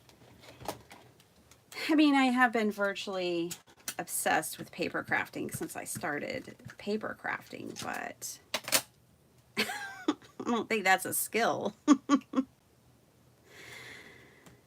Okay, so this one I wasn't crazy about. I kind of like that one, just like it is, and I like that one. So let's see how, ooh, and now I like that one. Okay, maybe I do want to go over that one. And I might end up going over all of them. If you're intimidated by painting flower stamps, you know, maybe you see a lot of people using markers and things, and you love flower stamps, but you feel like you can never color them right, try one of these approaches. Stamp your stamp with a color, spray it with water, or stamp it and then spray that with water. I can't help myself. I have to go over that one too. Sorry.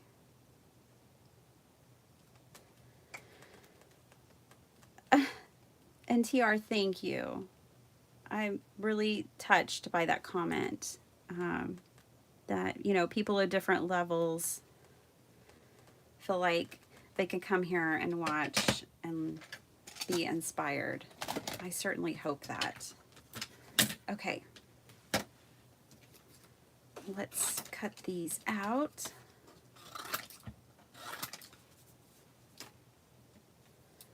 I'm obviously going to be a little late today, but that's okay.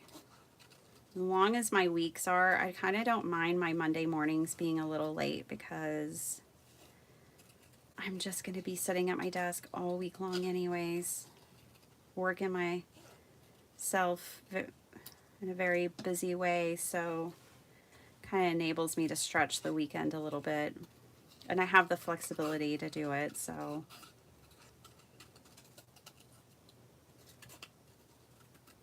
Some Mondays I want to be the first person on, but other Mondays, not so much.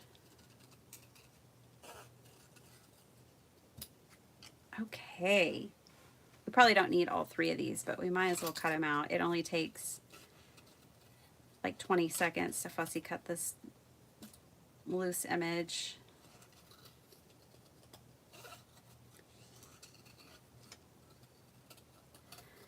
All right, so we've got the dragonfly. Now I need to figure out which butterfly these are gonna go to. So I'm gonna grab a background real quick, grab my butterflies.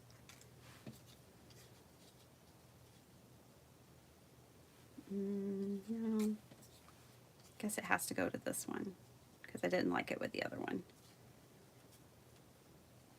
And we could separate the leaves from the flower bud, right? So then I can put some leaves over here. And I could sneak a little flower bud over here. Oh, I like that. Okay, that one's done. And then for this little butterfly, I did like, by the way, I could put this with my ephemera, or I could just put this back with the stamp set, which is probably what I'll do, because then the next time I pull this out, I'll be like, oh, I already have one, or whatever. But if, okay, so let me show you, because not everyone knows everything that I do. But one of the things I do this weekend, you get to see a sneak peek of my thrift haul. I got this for $1 at the thrift store. Okay, and it's an old book for photos. Yes. And what you can do is use these for ephemera. And then these are my favorite ones, is that ones that have the place to write things, because then I could write Unity Stamp Co.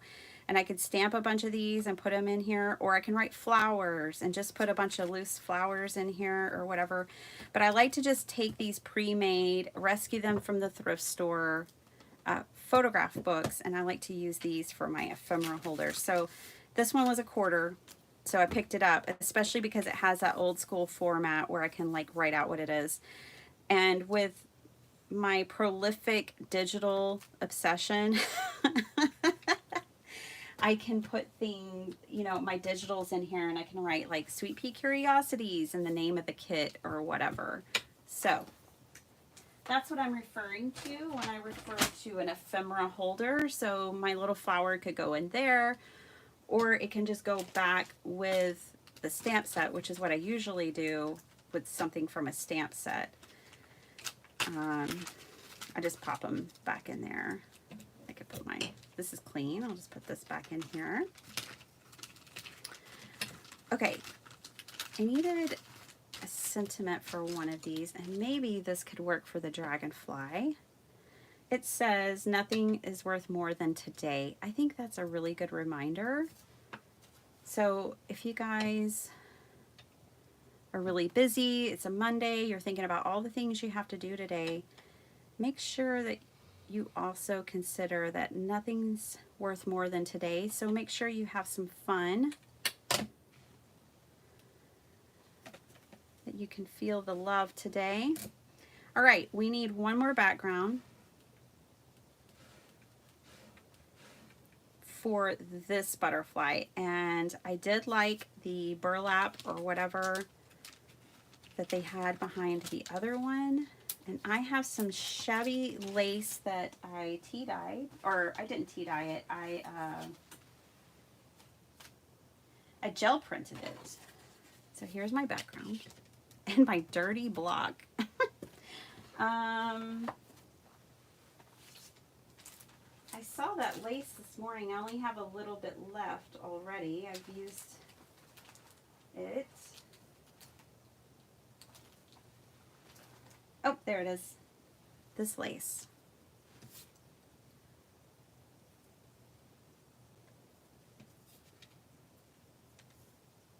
That could work, actually. I like that. Let's go with it. Okay. I'm not going to overcomplicate anything. Let's make our background wash of watercolor now. We've got these 3 that we're working on. Okay, so I'm going to put those off to the side. And so for this one, I'm going to make it that orange color, that one right there. I'm going to grab a big watercolor brush. Oh, this is not my favorite kind, but it's okay. It has this big, and I'm just going to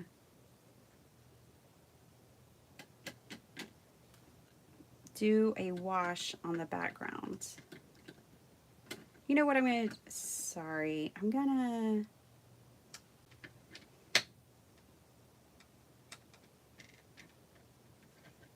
Get over there. Okay, let me find some embossing ink real quick. I kind of want to do a resist technique.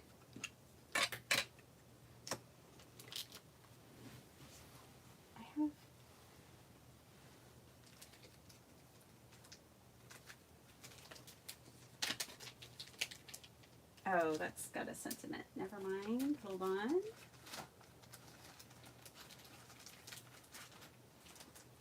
Let's see if we can do it with the hoedown hanky. The hoedown hanky. Hey, Debbie Trapp, how you doing? Good morning. Love the dragonfly. I love those dragonflies too. All right, let's get this hoedown hanky out. I'm going to stamp it up with, this is just embossing ink.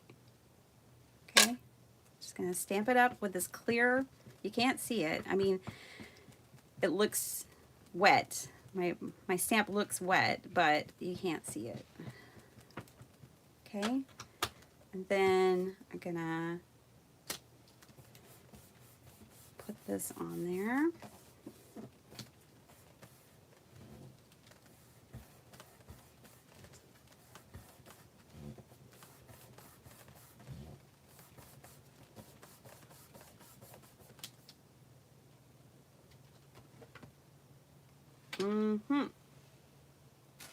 Now, I'm going to dry that. It's already kind of drying. Oh, need to turn on my dryer. I'm going to try to resist, do a little resist. I think I can do it without even embossing. Just give it a little dry, just a little heat. We'll see what we get. This is experiments. Experimental Monday. It doesn't look like we're going to get it. If I had put embossing, I know. Well, Bitty Penny just put embossing powder on it. I know. But I wanted to see if I could just get it with the ink. A little bit's coming through. Just a little bit. Can you see it?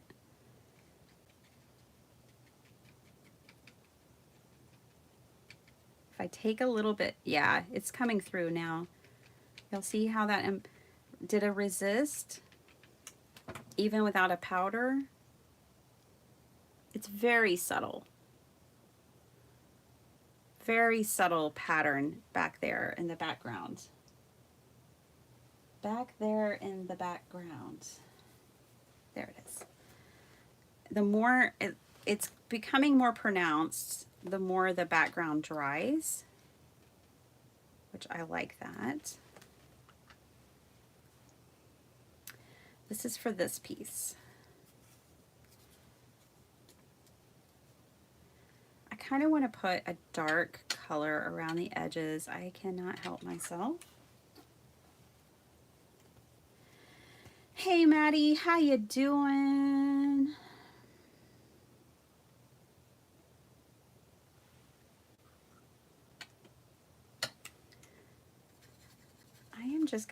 I'm just taking some dirty color down here. It's like a dirty green. I'm just gonna hit the edges of this. Can y'all see the hoedown? The hanky hoedown?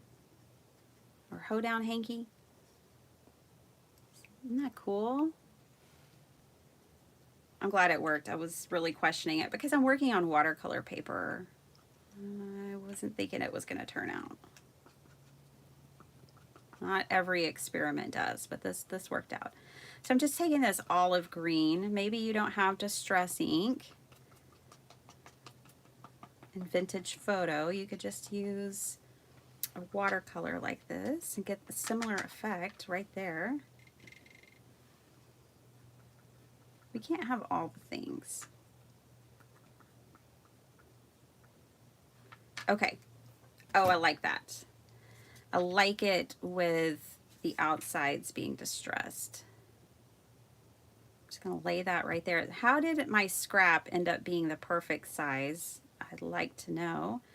I feel like, though, butterfly is getting a little lost being the exact same color. So don't mind me as a play for a second.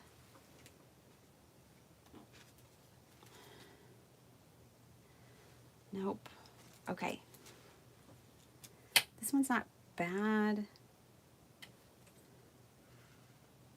Like if we put him up there, and then we could put,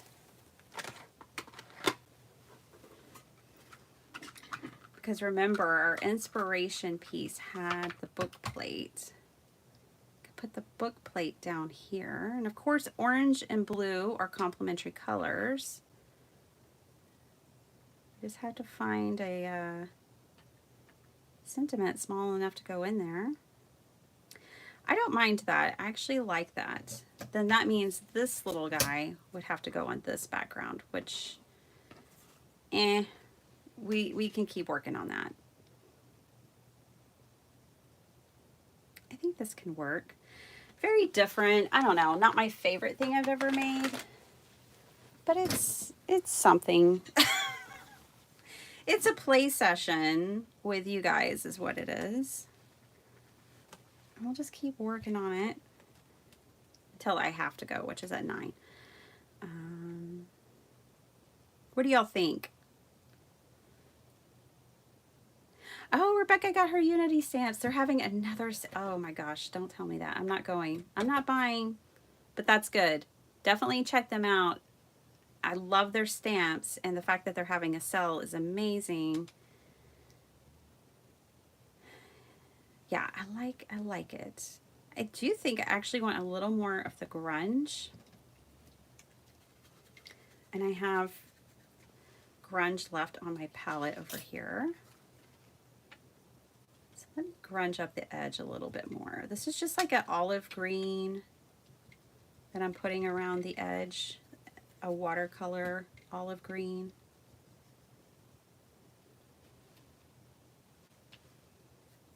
I'm really just kind of cleaning up my palette.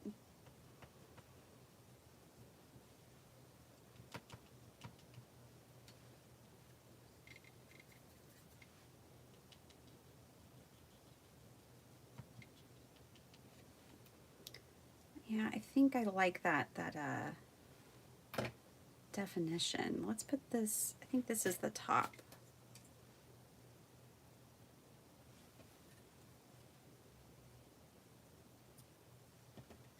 I mean, any side could be the top, but I think I want the darker color at the top. I definitely like it more with that edge being distressed. So I'm going to set this to the side and let it dry, but that is our composition for that little one. Okay, clean off my mat, my table here. Let's do something easy. Let's go on to this one. I'm going to paint the background yellow. Clean off my brush.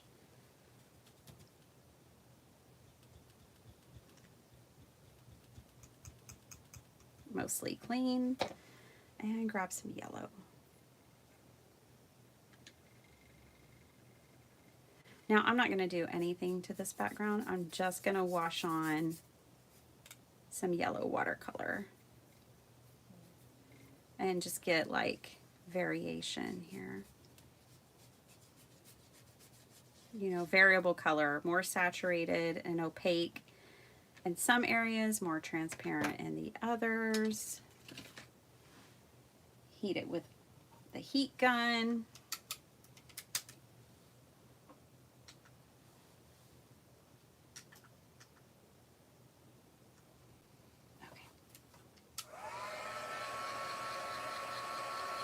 This is a real easy background. Anybody can do it.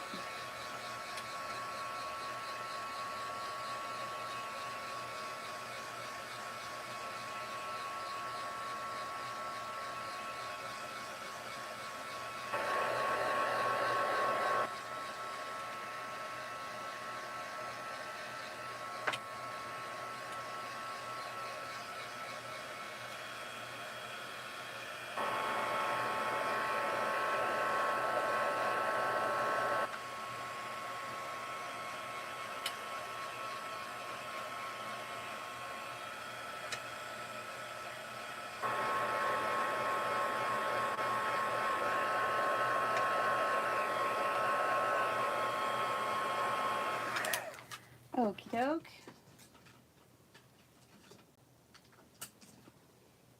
I'm gonna let the rest of that just kind of dry over there. But this one's ready. And then, of course, it's gonna have all these flowers behind it. That's fun.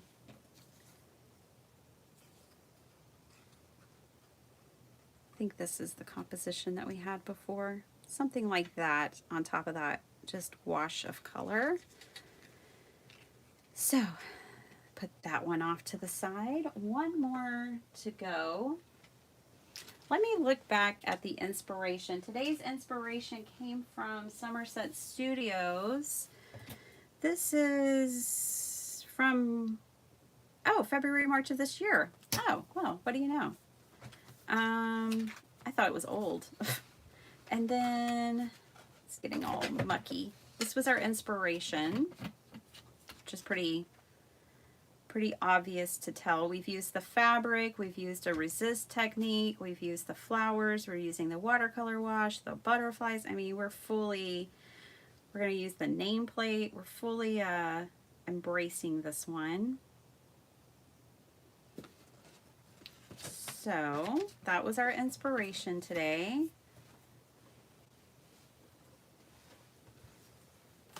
For anyone who joined later, let's use this. This was sitting off to the side.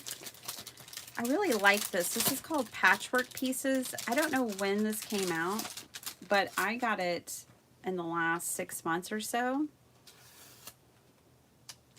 And I really like it because my mom crochets and I wanted to make her some things that look like crocheted blankets.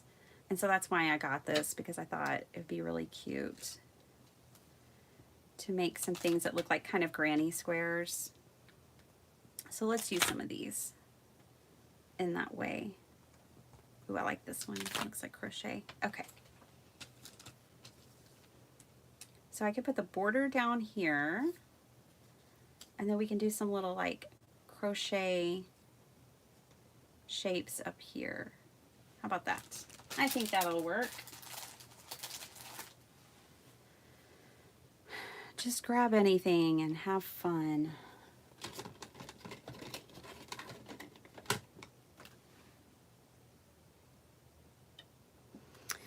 Oh yeah. So Sala's doing a whole Halloween thing with Natty and Moon.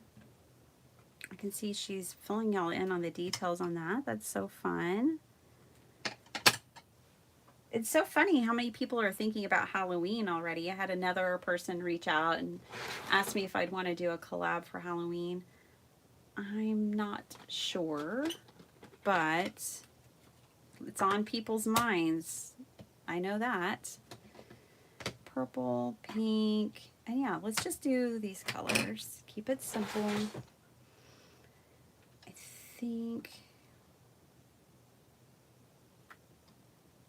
think I want these colors for these three. So then what do I want to put? What color? Oh, yellow? Sure. Sounds perfect. But yeah, I'll be playing with Sala's design. I have an idea already as soon as I saw it. So I will have something. It's going to be more Day of the Dead than Halloween. I don't really do Halloween anymore, but I do have a Day of the Dead thing idea to use with her kit. I thought her kit was good for both. So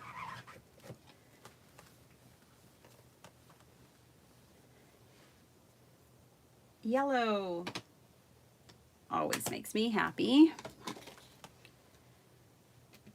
Now, it's going to be a nice funky background. Oh, these are water reactive. Bum, bum, bum. So I'm not going to stamp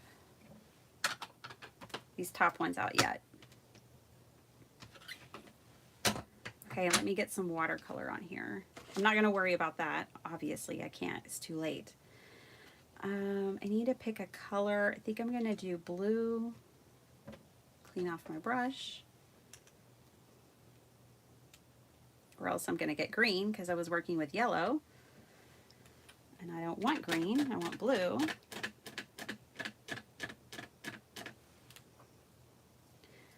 Let's do this. Let's do a like smush. Let's do some smushing. So I'm just going to put some blue on my mat.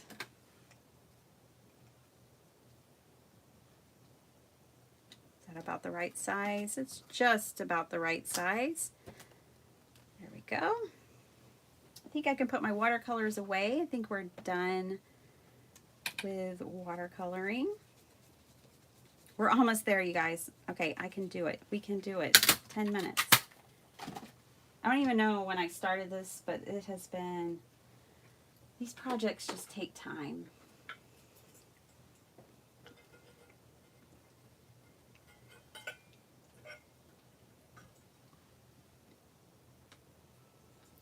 It's not a fast hobby that we're into. Ooh, that's fun. I didn't know what I would get, but that's really fun.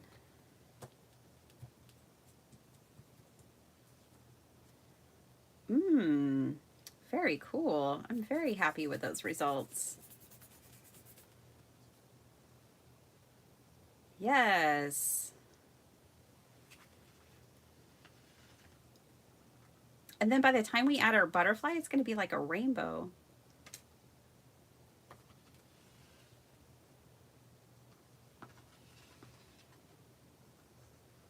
Sweet. I like that. That makes me happy. A pleasant surprise. Happy accidents. There we go. Alrighty. Now, get ready for some more heat gun, and then I'm going to catch up to y'all. Boy, she's behind in comments. Vicky. Yeah, and that I'm even behind reading that one. It's just because I start racing the clock. Oh, good. Vicky's creating backgrounds with her oxides. See? Yay. This project might not be exactly what you want, but if you've made it this far, you might be picking up some techniques, even if it's not a new one, just to inspire you to revisit a technique.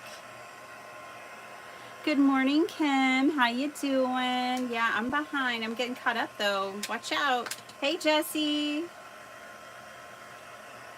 You didn't know that was possible without powder? Yeah, you can do a resist technique. It's real subtle, but you can do a resist technique without the powder. Hi, Gloria. Welcome. Look at all these stars in the comments section. Y'all are awesome. Look at all of y'all. My channel members will have a sneak peek, some photos out today. I'm going to start trying to do that for y'all more.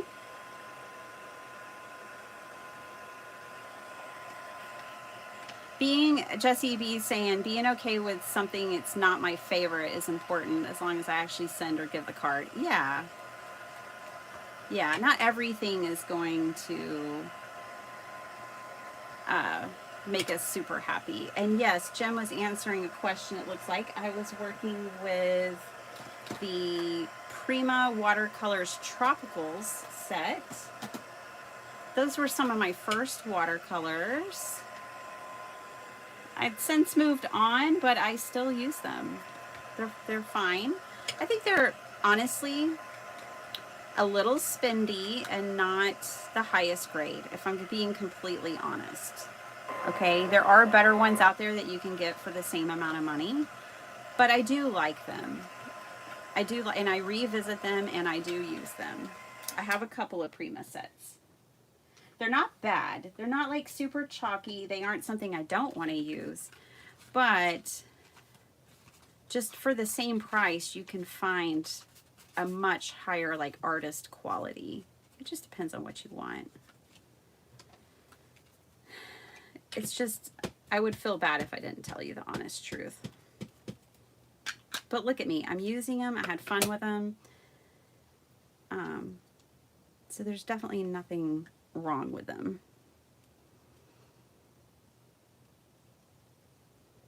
I am going to be doing Christmas in July because I was planning on doing Merry Mondays this year and that didn't really work out. And so I don't have anything made and need to get to making some Christmas stuff. Let's see, I'm going to put the green between the purple and the pink. Seems like a good color choice to make. I'm going to try to connect these. Oh, I really want to make a granny square kind of blanket for my mom. Make some backgrounds with these. See, and then you could just use different, oh, I love this stamp set. Again, this is a Tim Holtz one. I got mine on Amazon, but if you just search Patchwork Pieces, Tim Holtz Stampers Anonymous, you can probably find this one. It's still out there. It's still available in places. And I think it's really unique and really cool. If you like crochet or you know someone who does, or even if you just like the look, you don't have to know people, then it might be something you like. And depending on how you stamp it out and how you use it, it doesn't even have to look like crochet. That's just what it makes me think of. And obviously Tim too, because it's named Patchwork. So he was thinking quilting or crochet, I'm guessing. Okay. All right, guys, we have 3 backgrounds, 3 focal points. It only took 4 hours. No, I don't know how long we've been here. But I'm happy. Very whimsical, very cute. I like it. Okay, so let's slap these together super quick like. And put them on a card base, and then I gotta go.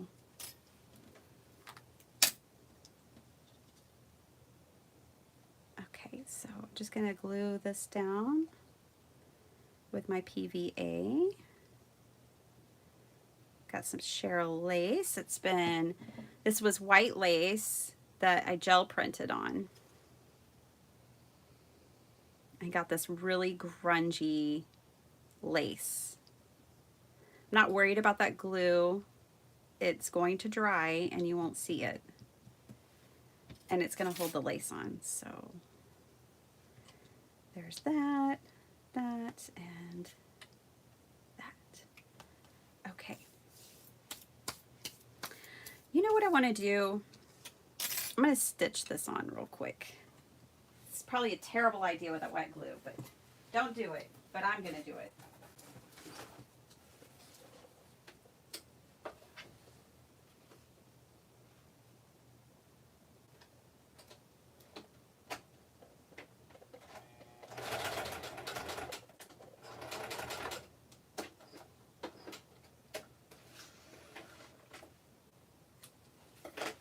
My sewing machine has accepted that I do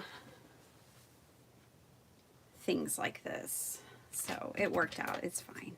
Just a quick little zigzag. I just think that's a fun way to attach it onto, and that's definitely going to hold the lace. I could have centered it better, but whatever. It's all fine and good. Okay. Now, pop this on. I just so happen to still have those brads right here from the last one of these that I did. My nails are seedless preserves. Almost. I think they're Victorian velvet, actually. But they probably look more like seedless preserves to y'all. But I think they're Victorian velvet. I don't know where it is. And I gotta keep moving. But yes. Yes, yes. Okay. Thanks for hanging out with me. If anyone's catching this on the replay and makes it this far, I am thoroughly impressed.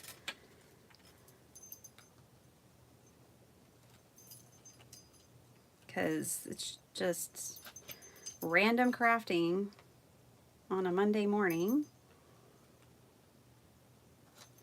I do have some edited videos coming out for you guys. And I have some planned videos, like we're going to do our sheet load for junk journals. very soon, mid-month. I got the approval from Call Me Crafty Owl. Yay! She even said I can add it to the sheet load playlist. So that's really cool. I'm going to go back and add it each month to the sheet load playlist. And that way, y'all can find them. You know, the playlist that our collab team does? That playlist.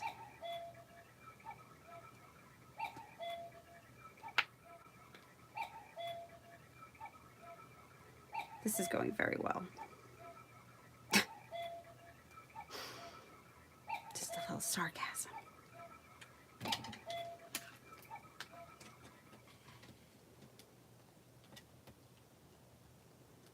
There we go.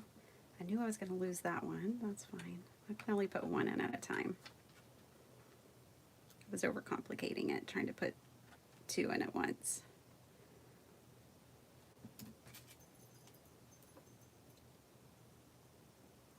Little fiddly things. My goodness.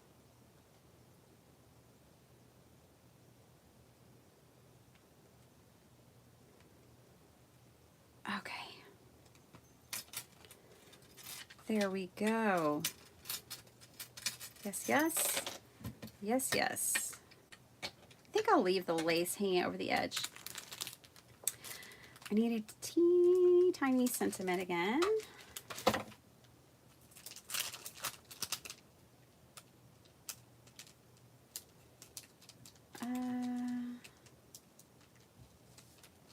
Let's just line them up and see what fits in there or doesn't fit. I did like that this will be worth it hang in there sentiment. There's no one quite like you. Ooh, let's use that one. Okay, grab a scrap. Grab a scrap, any scrap. Stamp this out. I'm no quitter, y'all. We're gonna get through this. We are gonna get through these cards. Just looking for my black ink. My black ink has one home. Don't know why it's not in its home, but we'll just use this one. Can't get this ink anymore. Since close to my heart, it's no longer a thing.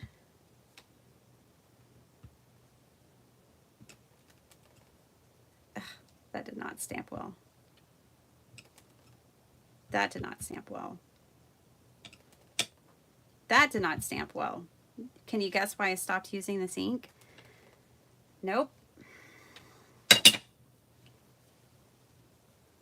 Where is my VersaFine? I've had it during this live. Where did it go?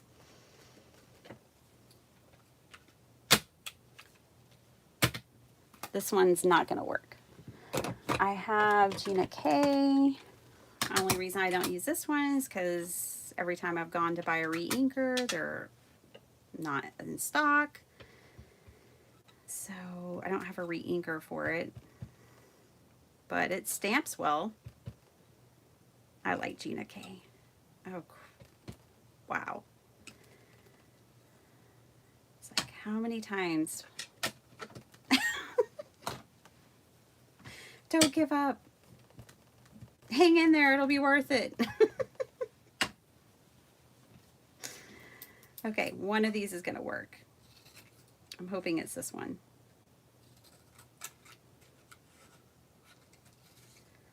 I'm not really measuring here.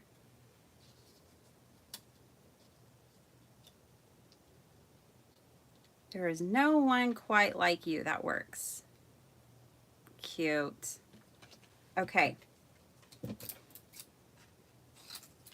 These are going in the trash.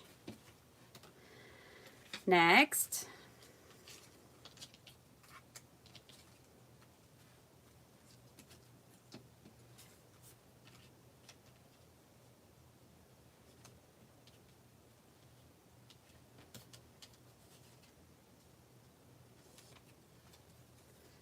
something like that for that one.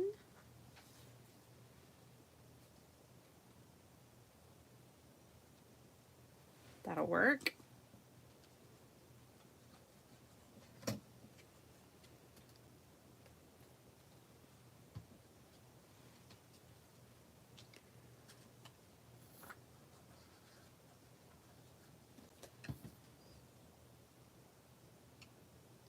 That'll work for that one. Just working my way around the little butterfly here.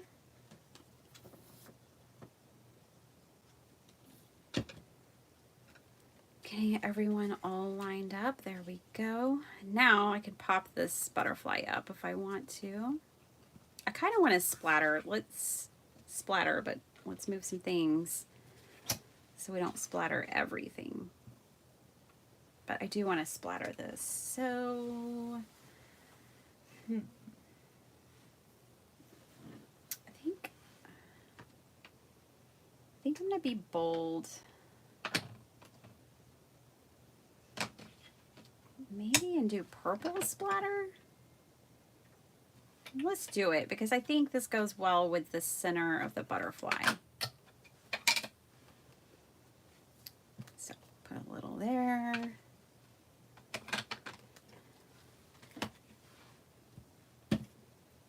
I was planning on doing like a 30-minute or hour live. I really did not do that. Did I? Okay.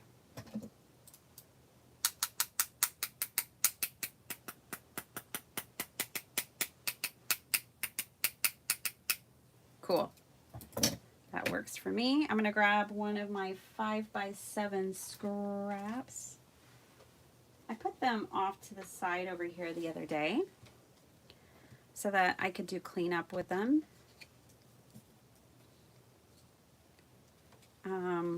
In situations like this. So these are the scraps that I get when I cut my 5x7 card bases. So that's why I called it a 5x7 scrap. All right, now we can put our butterfly on here, and I might still even put a sentiment on here. Let's see. Yep, I think I'll put a sentiment right down here at the bottom.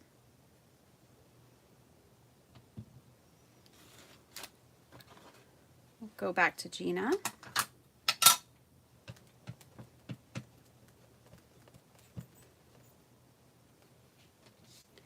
I'm going to stamp it right down here, make sure I've got it upright.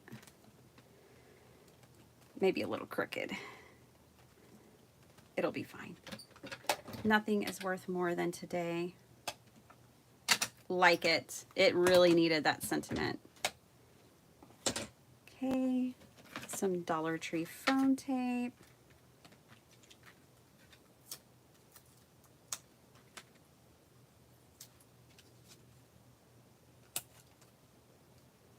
I was thinking about doing a Florida meetup. I know a lot of crafters live in Florida, and I will be in Florida for Thanksgiving. I don't know where we would meet up, but I was thinking about doing one. I don't even know all the places we're going yet. I think we're going to Key West for a wedding. And then we're going to go to Universal Studios and Disney one day each, I think. Pretty sure. But I just know a lot of crafters live in Florida. And I was thinking that would be fun to do like a meetup. So there's that one. I like it. I like it. All right, una más. Not much needs to be done here. I do think I'm going to sew around the edges with my sewing machine. So here, y'all can look at this while I'm stitching. Y'all look at what we've done so far.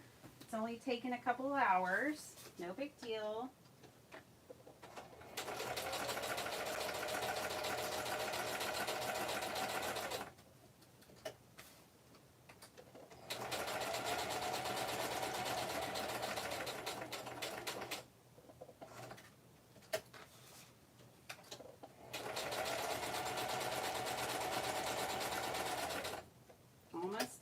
one more side.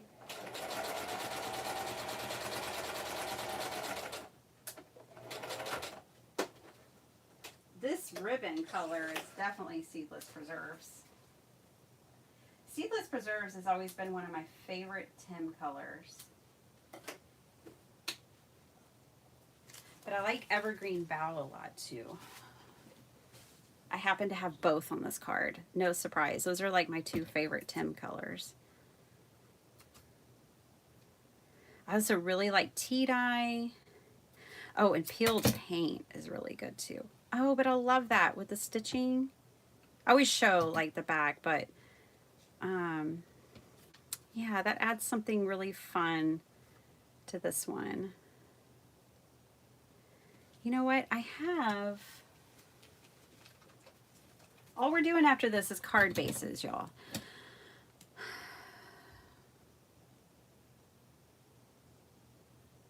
Oh, love is patient, love is kind. All you need is love. Love is a language. Ooh, relaxation is the art of letting go. That's the one I want.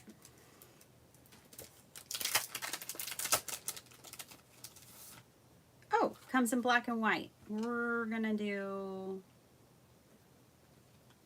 the black, I think. If I don't like it, we'll do it in white. You know what? I'll get my trimmer out and make straight lines.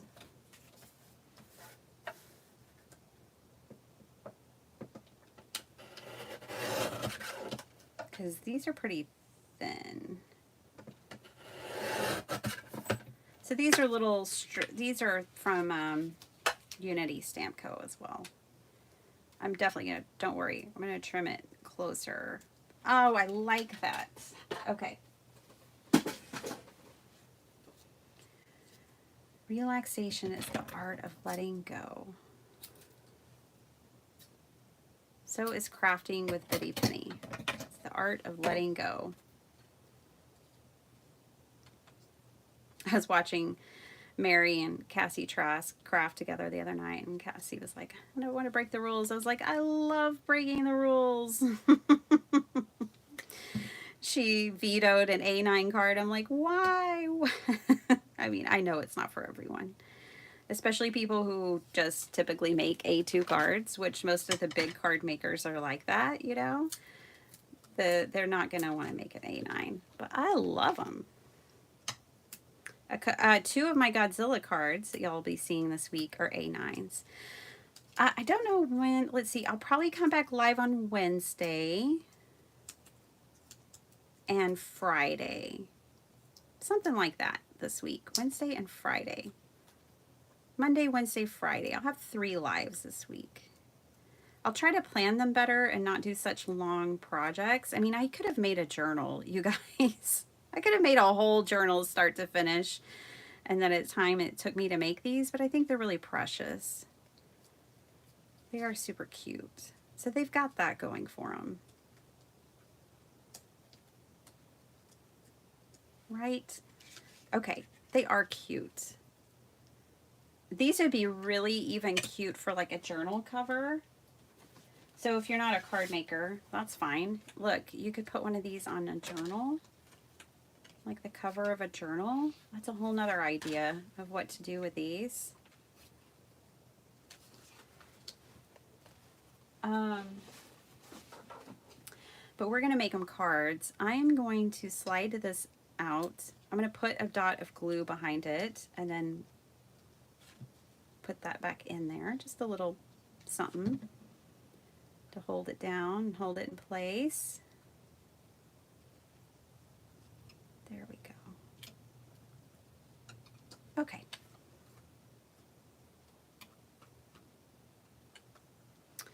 All right, we need bases. We need bases for these.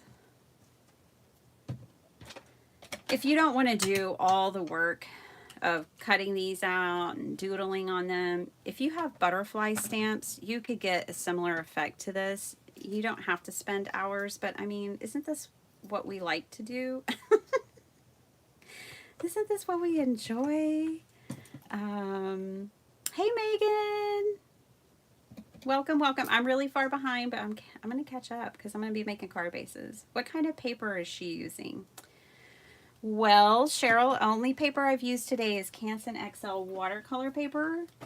I made my backgrounds with it, my butterflies with it, so I used this paper. That's it. That's all I've used today. And I cut my templates out of the Stampington magazine. So that's where these templates came from. It's also where the entire idea came from. It is hard to craft and read comments. It's a challenge. I have moved y'all to my desk, so at least I'm not having to look up as much or as far off to see the comments. So that's been really helpful. Let's pick, I got these out the other day. I have some colored 5x7 card bases. I have 3 colors. Ooh, I like this one on green. That could totally work. Let's look at it on maroon. I love all 3 of these colors. I've had these for ages. Ooh, I like it on the maroon. Okay, you guys pick. I have to zoom down. Miss a bunch of comments, sorry. Well, that's good, Maddie. Okay, y'all pick. Should I put this one on maroon or green? I like it on both because of like this one, both colors are in it, like the green leaves, the maroon. You'll help me decide which one. So I need some votes over in the comments section. Which one? I've got maroon. And yellow is not the one. Maroon. I got you, Megan. You don't have to retype. Don't worry. Oh, you did it anyways. I could read. I knew what you were talking about. Okay, I've got 2 for maroon. I do really like how the yellow pops on it. Anybody else? Going. So this is a 5x7 maroon. Thank you, Maddie. We're good. This is a 5x7 card base, and it's already scored. So all I'm going to do is trim off the bottom part. I'm going to customize this one to fit make a new card size. That's how much we break the rules around here. We're just going to make a whole new card size today. So that'll be really pretty. You don't have to make a new card size. We could come in here with a painted piece of paper, a scrap or whatever, bump that one up, put this one down here, put another little something under it. See, possibilities are endless, but we're not doing that. But there you have an idea. So this was 4.5 by 4.5, so it's square 4.5. I like it. I like those 2 together. I'm not gonna lie, but we're gonna keep it. We're gonna stick to the plan. Okay, so that one's done. Next, maybe we can put this one on the green. Not loving it on the green. Don't love it on there. I think this is another maroon. Yeah, that's a maroon. Okay, last one.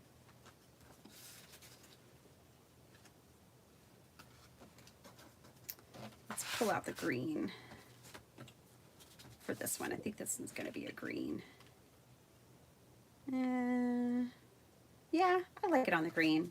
Okay, we could do white, but why not change it up? So if this is 4.5, I need, okay, brain. So 1/2 inch bigger. I'm going to use my brain and then I'm going to double check my brain. Yeah, so I'm going to cut this to 5. Okay. So I'm going to keep the width. I'm not actually going to have to edit that at all. So this is going to work. And then I can put this in a 5x7 envelope. I don't need a special envelope. You could make one if you wanted. So this measures 10 by 5 for a 4.5-inch square. Real simple. Okay, do it again. I'm gonna cut this one off to 5.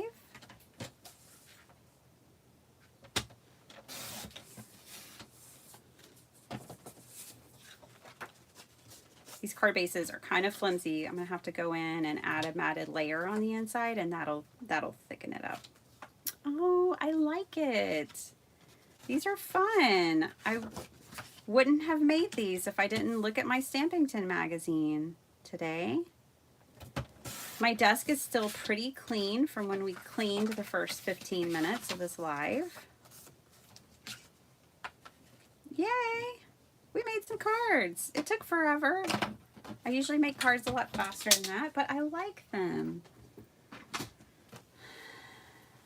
Slow and steady wins the race. Here we go.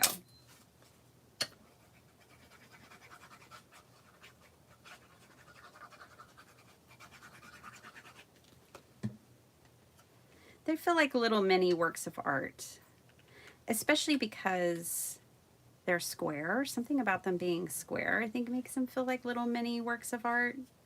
They're definitely one of a kind, especially because these are hand drawn. I'm not going to be redrawing those.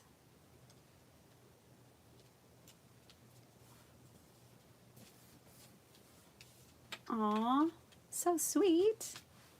I like them. What do you guys think? Y'all like them?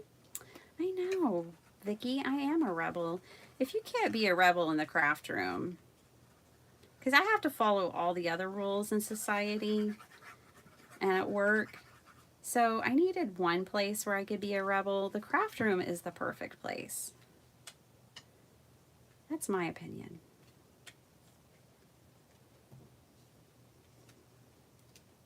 My grandma would be so proud. This is Leola approved to be a rebel in the craft room. She'd be like, yeah, don't listen to them. You do you. I like the little wings curled up.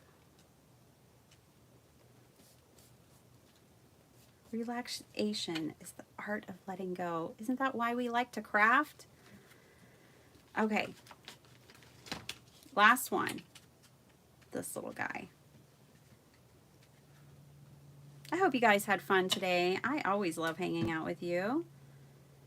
Truly do. I'm a little late to work, but that's okay because I'm always there all the time. Oh my gosh.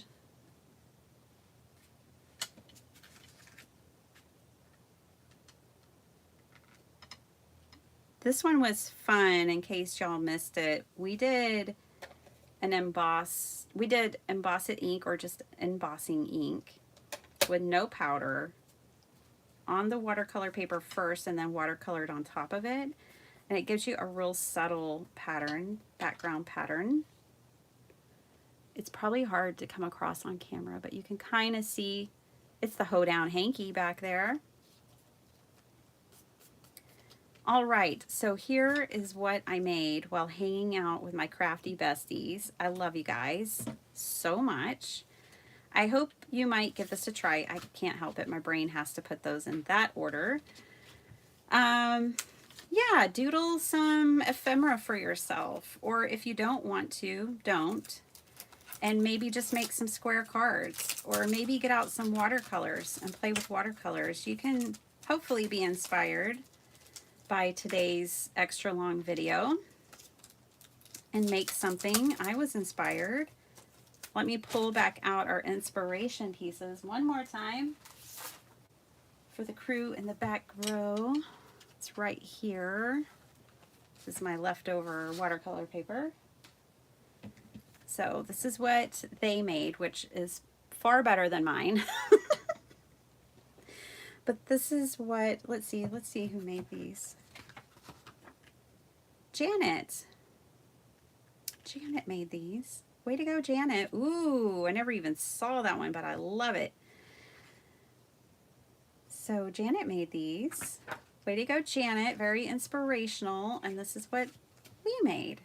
So there's my interpretation of that one. Okay. Here's my interpretation of this one, which I did do the resist on. It looks like a resist or a doodle there. And then here's my kind of, but not really, interpretation of this one, because this one kind of, I don't know. This one has the lace from down, you know, I made it my own, whatever. But those are my three. So thanks for hanging out with me, you guys. Y'all have a super awesome day. I just love you guys so much, and I love hanging out with y'all. Doing lives is absolutely my favorite. Vicky is not a fan of the A9. I respect it. I respect it, Vicky, because it's like 2 A2 cards. So I know they're not for everyone, but, well, I'll just give you one more sneak peek. But then if you make an A9, I don't even know. I'll have to expand my camera out to get all of this because they are big. Here's another one of my Godzilla cards. So, yeah, this is an A9. And I love it because it's so big. I could do like this whole collage and like kind of a movie poster title at the top. It's just more real estate. Just depends on who you are and how you craft and what you like. These are fun too. Little things. And then we just pop them right in a 5x7 envelope and not worry about it. We don't need to get a special envelope. They'll fit just fine in here. This one's, you know, it'll be fine. It's got a little extra to give on the sides, but it fits just fine. All right, guys, gotta go. I hope y'all have a super awesome day. Thanks for hanging out with me. See you later.